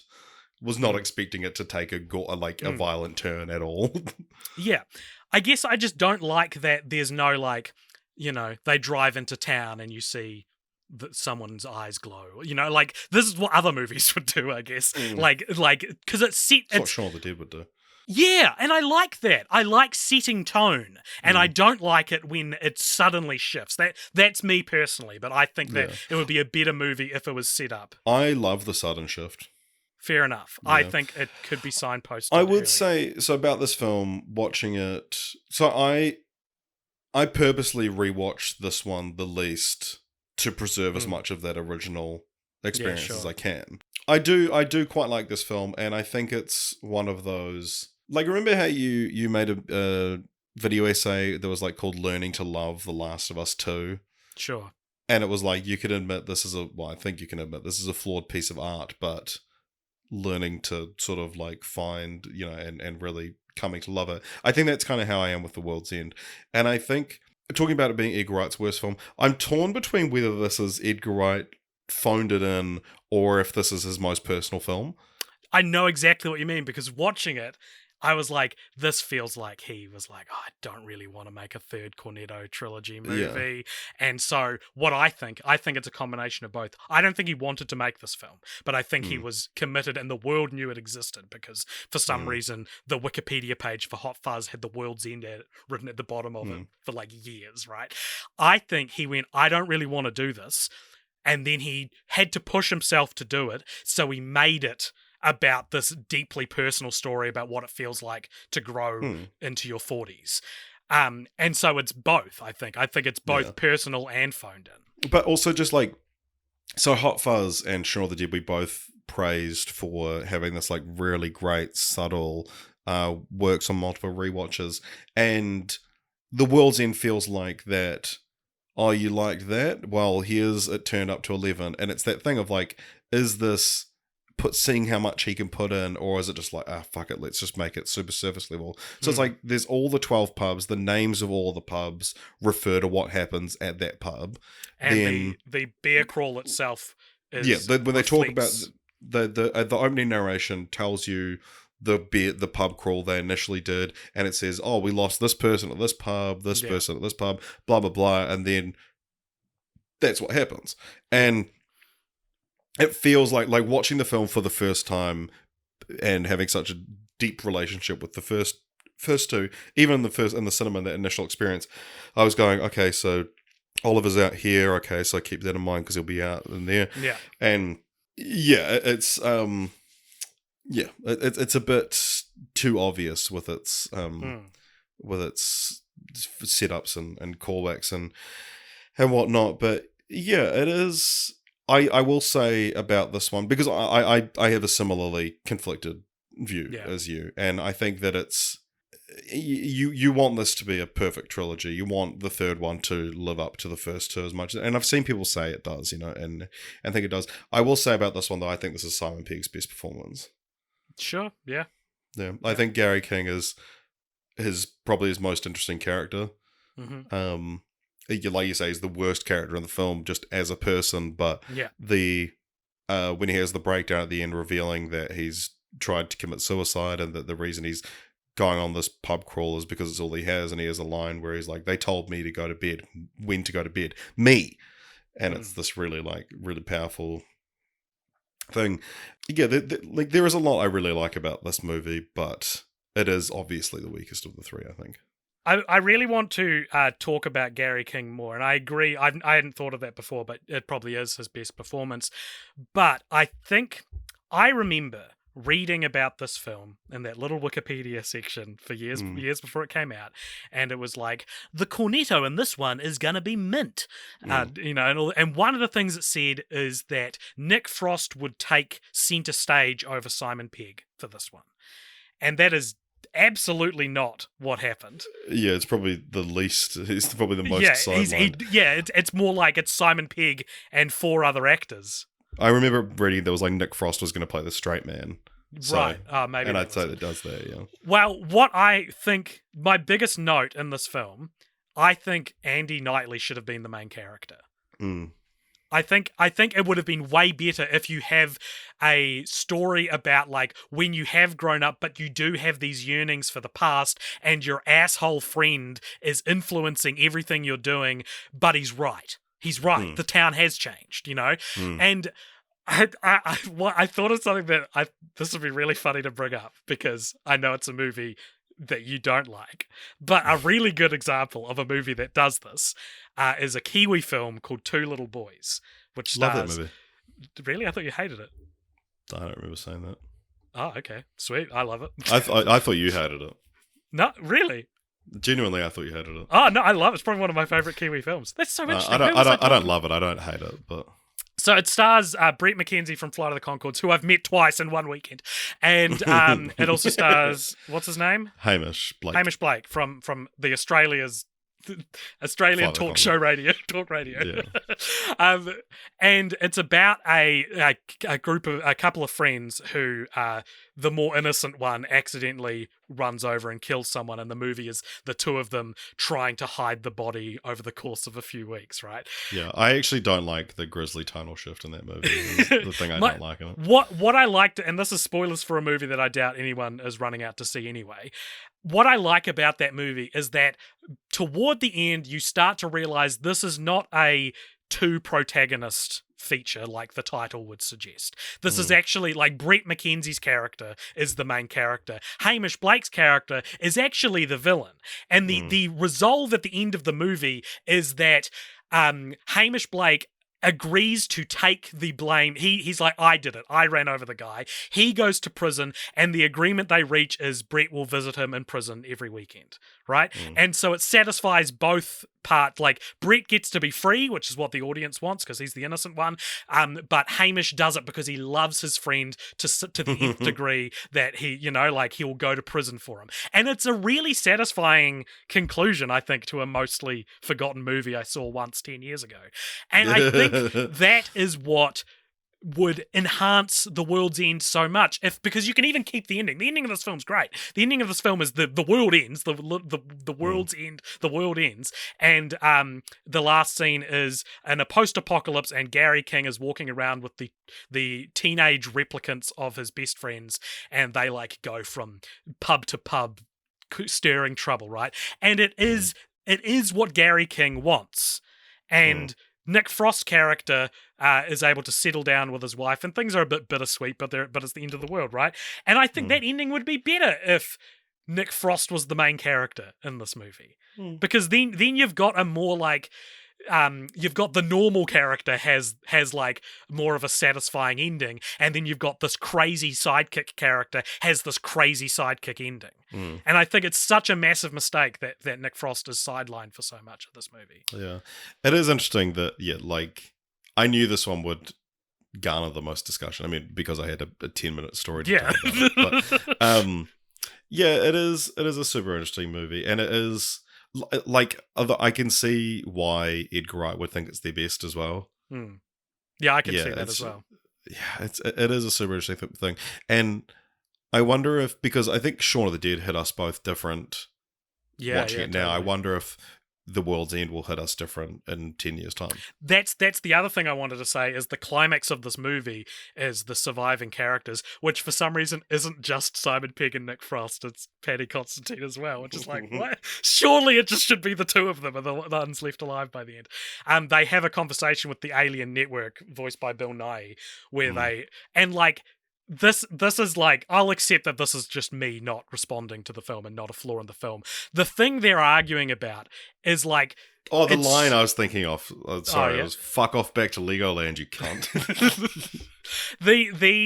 the sort of message of the film is just something that I don't care about or relate to. Like, this is a better This Is 40 than This Is 40, right? Like, this is a movie about being at the edge of 30. And that is something I'm yet to experience. And maybe I will watch this movie in 10 years and it'll hit me harder. But I just don't care. I don't relate to this conversation, this like bleeding heart like message this film has about getting older. I think it feels like it's saying not that much. It feels like, I don't know. I just think that it's less relatable than the other two. And it's less to me, creative. A 29-year-old. Yeah, it's less innovative.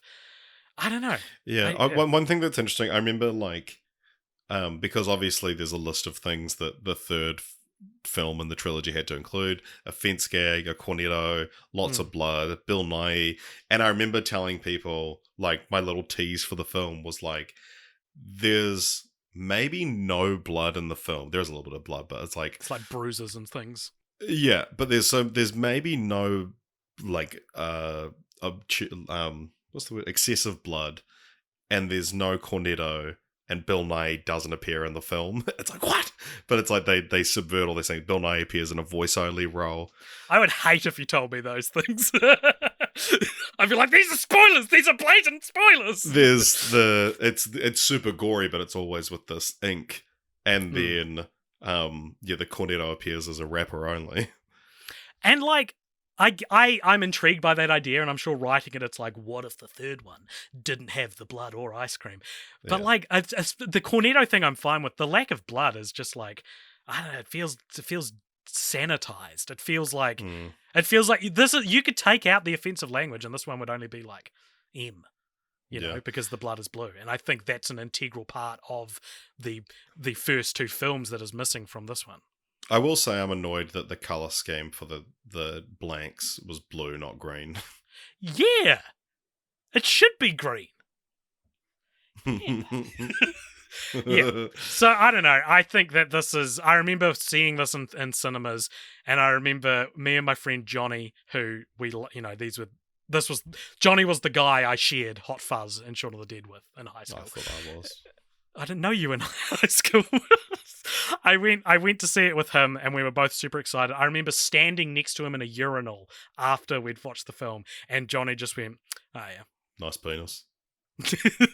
No, he said Shaun of the Dead's better, or Hot Fuzz is better, and I remember just being like, "Yeah, it really is." And like, this leads me into something I've talked about, I think, on the most disappointing films of 2021. I don't know if I like Edgar Wright movies that much. Because I think he's a brilliant director, but that does not necessarily mean I like his films. And for all the clout he has with 29-year-old white men with beards, like, I wonder if They're actually right behind me, I love Hot Fuzz. I have a complicated relationship with Shaun of the Dead. Yeah, it's your own fault, though. No, but okay. I'm still saying I don't know if I like his movies. I don't like The World's End that much. Scott Pilgrim, I feel like it was underwhelming. I like it, but it's not as good as like I think I wanted it to be. I didn't really like Baby Driver, and I didn't really like Last Night in Soho. So really, it's just he made one movie that is my favorite movie, and I don't know. Like, I would say my relationship is like, love Shaun of the Dead, Hot Fuzz, one of my favorite movies of all time. Love Scott Pilgrim, like World's End. Didn't love Baby Driver. Really liked Last Night in Soho. I thought you didn't like it. Oh, it was me that didn't like it. Yeah, I don't know, because we look so alike. Yeah, I get confused sometimes. Yeah, I guess like. This is like this was a realization I had recently where I was like, do I actually like Edgar Wright? And yeah, I think I like him. I like his directing style, as as mimicked as it has been over my career. But I don't know if I like his movies that much. It is funny that talking about the mimicking of his thing, that you watch like any student film, and so like Edgar Wright, the quick cut montage is like the classic Edgar Wright thing, and people do it all the time, but they forget that there's a zoom in the shot. It's like quick shot of like, and so the funny sort of joke in Hot Fuzz and Shaun of the Dead is that it's like really mundane tasks done with like action sort of cinematography. So it'll be like, spreading his toast kind of thing. And so it'll be like opening the cutlery drawer, dipping your knife in the butter and then spreading it on the toast. And so if a film school student was to do this, it would just be 3 static shots. But in Shaun of the Dead, there's a zoom on every shot. And I feel like that's the key thing that you don't see recognized. And people are watching their edit and going, why doesn't ours look like that? And it's because you didn't put a fucking zoom on it. Yeah. Yeah, he's the master of locational transitioning in film. Yeah. So, that is the Cornetto trilogy, or the Blood and Ice Cream trilogy. What do we call this episode? Cornetto. I think the Cornetto trilogy is the most ubiquitous title, personally. Do we use the Cornetto logo as the? There's a Wikipedia page for the Three Flavors Cornetto trilogy, and it has the official film series logo, and it's like the smallest photo I've ever seen in my life. Can you send it to me? Yeah. You can see how small it is. You can probably count the pixels live on the podcast. It wouldn't take you very long. It must have just appeared in one DVD box. It's probably it'll be like a DVD box set. I can't count the pixels because the picture's too small. It looks like it comes from like a DVD spine or something like that. Yeah. Interesting. So, we should also mention as well. So this was suggested by my mum last week when the patrons voted for that. I got my parents, after becoming obsessed with Hot Fuzz, I remember showing it to my dad and then my mum, and they both got really into it. And I think they went to go see The World's End in the cinema. My parents don't do this shit, man. My parents don't get obsessed with movies because I get obsessed with them. This is bullshit. So we have a segment called Cult Elders. This is where we have a meeting of the elders is the name of the segment, where we you explain it. Yeah, so if you donate to our Cult Elders tier on patreon.com/cultpopture, we invite you to a secret little Discord channel where you can tell us your thoughts on the franchise of the Fortnight.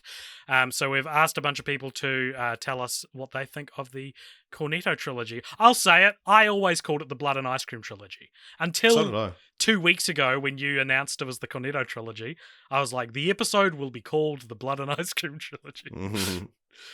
Interesting. Yeah, my memory of it is I always called it Blood and Ice Cream, and I started calling it Cornetto because you did. Like, are you serious? You're not just being funny? No, like, if you asked me in my head, that it was like no one else called it Blood and Ice Cream, and I felt too ashamed too many times. I mean, like, I've called it the Cornetto trilogy for 7 years, but this trilogy is like, it's written into the DNA of our friendship. I don't think this has ever happened before. Like, has there ever been another franchise that's been so, like, crucial to the story of me and you? No. Before Sunrise had another fun story. Yeah, true. Where you were like, yeah, we just, he actually made these other films. Oh, yeah, another story about Another story where you just look like a dick. All right, so AJ, name one line from The World's End to put the call out. For our first response was from Pre from Michigan, who said, "Narp." Very good. Very fun line reference there. What did Cheese say there, AJ? She said, Shaun of the Dead is very funny, but I wonder if it holds up. Hot Fuzz is a masterpiece start to finish. Never saw World's End, but I don't think I'm missing much. Is this really a trilogy? Seems like a stretch. Okay, guy whose name is Cheese. Guy whose name is Cheese telling us it's a stretch. Methinks you doth mozzarella much? I think Shaun of the Dead does hold up. I think If any of them absolutely. don't hold up, it's The World's End. I think it's aged the worst. Yeah, I would say may as well see World's End if you feel that strongly about the first two. And yeah, it's absolutely a trilogy. And I think anyone who disagrees with that is a big doo-doo head. Vinny is level 27, said, I love Shaun of the Dead and Hot Fuzz. Seen them multiple times. Only watched The World's End once and thought it was fine. I do want to bring up a brief moment. There was a Shaun of the Dead crossover with Phineas and Ferb. I have not seen this before. I'm going to see how long. I have seen this before, actually. I just want to know whose idea this was and how many foods eventually watched Shaun of the Dead and went, hey, that's the guy from that one Phineas and Ferb episode. If you had to do a cartoon crossover with character of Hot Fuzz of the World's End, which cartoon would you choose? You had to do a cartoon crossover with characters from Hot Fuzz of the World's End. Okay, let's go. Let's go. The World's End characters showing up in like Fallout. Is that a cartoon? That's a video game. Or maybe the Hot Fuzz characters showing up in like Brooklyn Nine-Nine. So I've never seen Phineas and Ferb before, but that clip is very funny. It's actually Simon Pegg and Nick Frost. Nice. As well. So I didn't hear anything of what you said. Well, you read out Dan's comment and I'll watch it. Okay, so Dan said, as usual, I've got haikus. Shaun of the Dead, 4.5 stars. Tightly edited. Perfect setup and payoff. It is forever.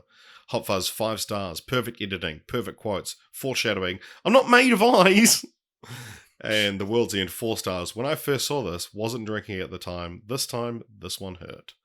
All right, I've now watched the Phineas and Ferb clip while you read out those. Were they good? How were they? How were the haikus this week? Fantastic. Best haikus I've ever read. Cartoon crossover, I would have Gary King appear in Jimmy Neutron. Nice. Bliss my dog, but it's spelled backwards. Says, years and years ago, I started watching Stuart Ashens on YouTube.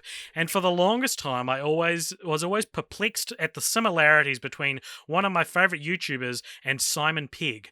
Many times, I'd see one of these films in passing and have to do a double take. No, they aren't related, but they certainly do look like they could be twins. I'll include a photo below so Richard and AJ can judge for themselves.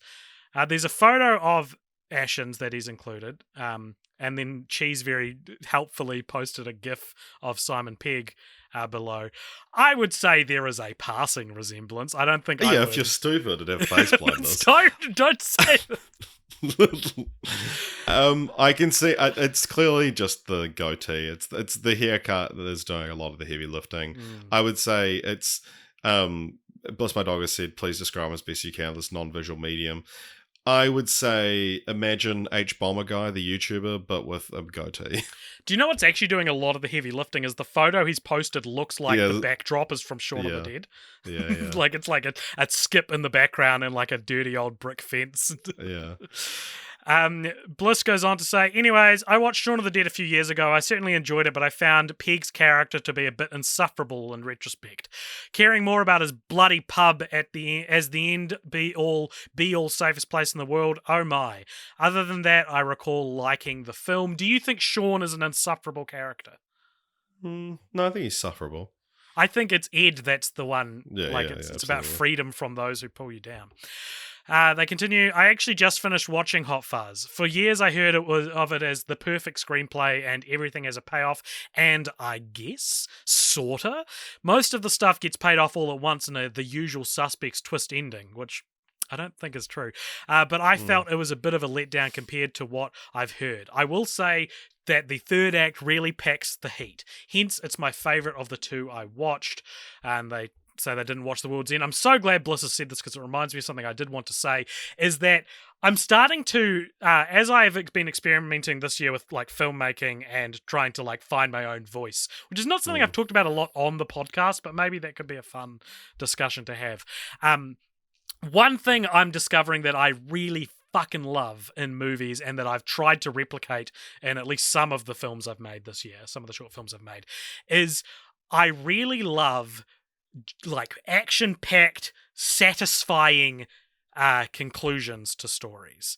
And I think, and watching Glass Onion and Knives Out as well recently, the reason I love those movies so much is because they have really satisfying final acts. I reckon Hot Fuzz has the longest satisfaction I've ever felt. Yeah. Like, the satisfaction of Hot Fuzz's ending is 35 minutes long, whereas usually I'm talking like a 10-minute scene that makes you go, fuck yeah.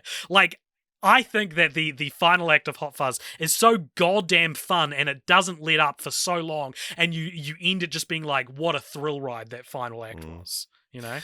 Yeah, my advice to Bliss My Dog would be watch Hot Fuzz again, because if you're just going, oh yeah, I guess the payoffs were there, it's like you didn't watch it closely enough. Like this is it's such a rewarding rewatch. Watch it with a commentary, watch it with a trivia track on, and totally. then watch it again. You'll pick up more stuff. It's so tight. It's so clever.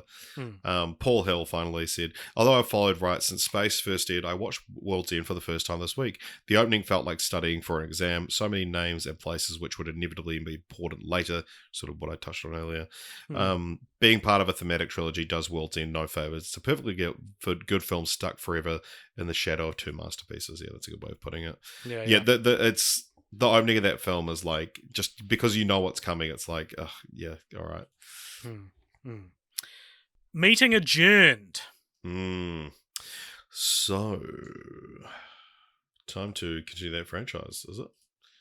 Yeah, if you want. if you'll indulge me. So, there's been a few, like, I think just Simon Pegg and Edgar Wright being a couple of filmy boymans like us, is that they just would talk about these things. So they say, oh, there's ideas that have been thrown around for sequels to these films, but not necessarily, anything substantial. I've never believed anything they've said. Yeah, one of the ideas that was thrown around was From Dusk Till Dawn, which is clearly just they thought of the title. It would be Sean and Ed battling vampires. They did talk was about that referenced in Into the Spider-Verse? Yeah, that's right. Yeah, there's a poster for it in Into the Spider-Verse. What a crazy reference to put in a movie. Yeah, there's also there's a poster for Clone College. A sequel to Clone High, but that's a Lord and Miller reference. But yeah, they talked. Simon Pegg has said that there were some ideas, now shelved ideas, for Hot Fuzz. They said that the idea of a sequel was put forward, which would be a Crocodile Dundee style reversal of having Danny in the big city. And they also talked about a spin-off with the Andes, but then they say they're done with that. The title for Hot Fuzz 2, have you got that written down? No, I haven't. I remember reading years ago, and obviously this is a joke, but they said it would be called Hot Fuzz Pigs in the City. Yeah. A parody of Babe 2, Pig in the City. Yeah. And also Simon Pegg has said that he'd love to play Gary King again. He said, I really, really loved playing that character, and Edgar and I tend not to dwell on the past. We don't do sequels to our movies because we always just want to keep things moving, do different things, and people always ask us about sequels and we always say no, and I think that will always be the case, but an imaginary kind of scenario where we did a sequel, I would definitely do a kind of post-apocalyptic World's End sequel with Gary off in the wilderness with his blank friends fighting. Well, I guess I don't have a continue the franchise then, Richard, because Simon Pegg already said my idea. Oh, wow. What was your idea? Well, like, I was going to be like, From Dusk Till Dawn, talked about a lot. Hot Fuzz Pigs in the City, talked about a lot. The World's End never got any, no one's ever pitching World's End sequels, despite the fact that it's the one that invites a sequel the most. Certainly far more than Shaun of the Dead. I can't imagine returning to Shaun of the Dead. Let's say it's a Telltale game, a World's End Telltale game, and it's called The World's End: The Beginning, right? And it's because I remember my first criticism. I remember my first criticism coming out of The World's End was like, it ends at the most interesting point, and I do wonder. Like, here's my theory, right? Edgar Wright feels obligated to write a third Cornetto trilogy film. He fumbles his way through a script for The World's End, which is very derivative of Hot Fuzz and Shaun of the Dead. And to make himself interested in it, he puts what he's caring about at the time and what he's thinking about the time as the thematic backbone of it. Then he gets to the end, right? And he writes about this post-apocalyptic wasteland where Simon Pegg is walking around with a bunch of blanks or robots following him, and he hands the script in, and he goes home that night and he thinks, fuck, that's where the movie should have started. Because I think one thing that would have made this film stand out was like a really distinct setting location shift from the other two. And if it's post-apocalypse, I think that would be, it could still be a pub crawl movie, but in the apocalypse, like Right, yeah. I feel like I bet it. I bet you he finished that script and got to the end, and part of him was like, this is where it should have started. My continue the franchise is I like the idea of I don't know if this is what they intended, but I always like the idea of From Dusk Till Dawn just being that like you like do a reset of where the characters are at the start of the film, at the start of Shaun of the Dead, but now vampires is the thing that comes in. And maybe you make Ed the main, well, I mean, it wouldn't make sense because it's in the title, but or you could like Dawn of the Ed and then remake it, but now Ed's the main character. And so then I spent ages trying to think of like other pun titles to do the same thing for like Hot Fuzz and World's End, of like what other thing could I like reboot the story with. But then I had the idea I had was that you remake the films but with like a protagonist roulette. So okay, instead you remake the starring the same characters, but you remake Shaun of the Dead, but now it's called King of the Dead, and it's what would happen if zombies invaded Gary King and all his compatriots. You have a very similar movie to The World's End. Yeah, my second one was it's called Hot Shaun, and what if Shaun was thrust at the forefront of a police department in a small town that was committing all these murders. And then the final one is The World's Fuzz, which is Nicholas Angel and Danny Butterman going on a pub crawl when these blanks take over everything. I like it. That's awesome. Great job. Does that bring us to the end of the No, we've got episode? to rank it. We got to rank it! Richard, I beg your pardon. We got to rank this shit. If you go over to letterboxd.com/cultpopshow, you'll find that we've made a list of every franchise we've ever covered. And we're going to rank this in amongst the, how many, 160 odd other franchises. 166 other franchises. Okay. All right. So, what are we thinking? What are you thinking? I don't know, pub? I know. Shh, pub. Hey, that weren't me. That weren't me. So I'm not made of stone. I'm willing to acknowledge we should rank this relatively high, but how high are you thinking? I've got below Three Colors Blue, above Back to the Future. Really? Below Back to the Future. Really? You think below this is better Mission than Impossible? I reckon like. I think it's better than Child's Play. I guess the accumulative wealth of them all is better than Child's Play, but I think Child's Play is maybe a better franchise, but also how do you even compare this? Yeah, right. It's going in at number 10, just above Child's Play, below Scream. Sweet. There we go. That is the ranking done. Now it's time to reveal our next franchise, and AJ, how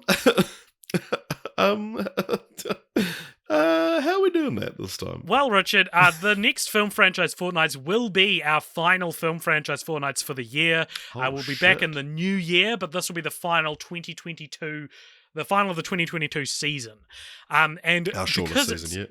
Yeah, because it's Christmas time, I've made us a little special thing, Richard, and it's called Xmas Roulette. Emphasis on the X, aka emphasis on 10. I thought we were going to have a guest. We're going to bring on guests who we've previously dated. No. Thank God. There are very few Christmas franchises that we either haven't covered or, due to podcast law reasons, will not cover. At least not yet. That have Christmas in them. Right? Yeah. Last year, I think our Christmas franchise was Frozen.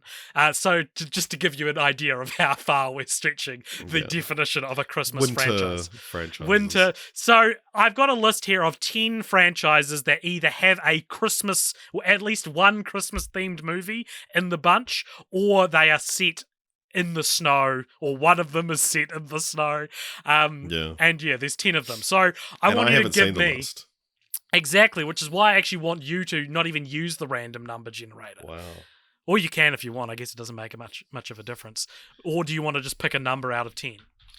I'm gonna roll a 10-sided dice on. That's Google. a great idea. All right. 10. Alrighty, next franchise, the finale. Uh-huh. This is so Are you gonna make me funny. guess it? Yep. Okay, let me check how many there are. I actually didn't know there was a Christmas one, but then I looked at a previous list and it was on there. Let me just check it is. Okay, it is a 1, 2, 3, 4 film franchise. Mm-hmm. You know what? I don't think it is Christmas, but it's still relevant. It's an animated franchise. Okay. It is not a Christmas franchise. I believe it might be a Hanukkah franchise. Oh.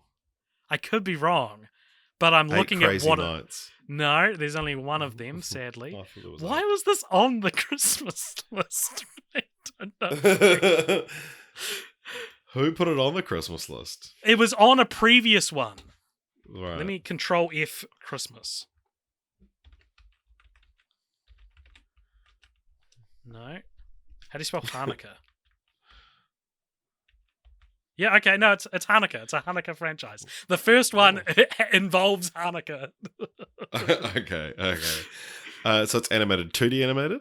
2D animated. We have covered a franchise that was directed by the same guy that directed the first one before, and we fucking hated it, Richard. Right. So is this a Don Bluth franchise? It's a Don Bluth franchise. Is it an American Tale? It's an American Tale, Richard.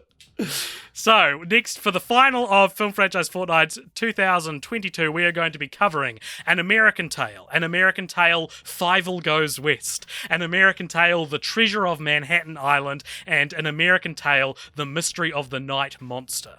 The one of them vaguely involves Hanukkah. 'Tis the season. It's so funny, man. Oh, I can't wait for our title discussion on this one. Well, let's stay tuned for next fortnight, everybody. If you enjoyed this show, please consider liking it on Twitter or following us on Twitter or Instagram at ColdPopture. You can also join our Discord. I highly recommend you join the Discord. Tell us what you think of the movies we have discussed. This is what I always forget, but I always want to make this our catchphrase. I want to know your thoughts on our thoughts. That's why I got into podcasting. I want to know people's thoughts on what I thought. So tell me if you thought I had a good idea. Maybe don't tell me if you thought I had a bad idea. Just keep that to yourself. And finally, if you would like to support us financially, you can do so at patreon.com/coldpopshow. You get all sorts of little goodies, including exclusive podcasts that we always delay till the end of the month and they come out late. But they do come out. They're just a month behind. You can also be a part of the Cult Elders section we read out before, and you also get to contribute something to the post-credit scene, which is coming up after this music ends. Richard, Merry Christmas! Bloody hell! Happy bloody Hanukkah, mate. We'll see you guys next week. What's the final line? Bring the noise is the final line of Hot Fuzz. What's the final line? 5 waters, please. Yes. Nice. That'll do. The Shaun of the Dead one's just... Ooh, you make me live. Ooh, you're my best friend that I ever had. I've been with you such a long time. I'm thinking about there's so much stuff we didn't mention, like the Don't Stop Me Now thing. There was like, oh man. And so people have seen these movies. People have seen them. People can fuck off. Alright. Welcome along to the post-credits scene. This is a segment at the end of each episode where if you donate $5 or more over at patreon.com/coldpopshow, you get to give us something to talk about in this, the post-credit scene. Richard, who is it from and what is it this week? Today's post-credit scene comes to us from Joshua Cole, who says, "What's your favourite land animal, sea animal, and dinosaur?" I presume they're asking for 3 different creatures there, not one that fits in the middle of the Venn diagram. So I would say my favourite land animal, to be how specific we're talking, it would be my 2 cats. But the and genre or like species, it would be red panda. I fucking love red pandas so much. Mm-hmm. Sea animal, I don't think about that much. Neither really dinosaur. I mean, I guess a triceratops. I made a hat with a triceratops on it recently, in that I bought a triceratops patch and I stuck it on to a cap because I thought it'd be cool to have a triceratops cap. And so yeah, I Was it? guess it was, yeah. When you saw it, Cool. I wore it to the 48 Hours Yeah, final. it fucking rocks, dude. I want one. And sea animal, I'm going to go blobfish because they're misunderstood. Ah, that's very sweet. Mm. I'm gonna go an elephant, my favorite land animal. I so desperately want to meet an elephant in my life. I think Oh, that's bro, I've met an elephant. I They're know. You've told me. And then I said your nose hairs are too long. lovely. I don't know. I just think that they're so Well, it's beautiful not and too long. intelligent. Real long. I remember it And so specifically. well, speaking of long things to do with noses, elephants have Elephants. fucking long ass noses. So that'd be my favorite land animal, closely followed by a rabbit, which is just my childhood favorite animal. Sea animal, I'm going to go seahorse. I think they're pretty cute. What about a sea elephant? Dugong. Or an Oh, elephant that's a sea seal? cow. Oh, yeah, all of those. Fuck yeah. And my favorite dinosaur, let's go Stegosaurus. Now let's go pterodactyl. I'm going to fly. Oh, what about does a woolly mammoth count? No, it doesn't count as a dinosaur. You just have elephants as all of yours. Oh, yeah, fuck yeah. Yeah, that's my fucking answer.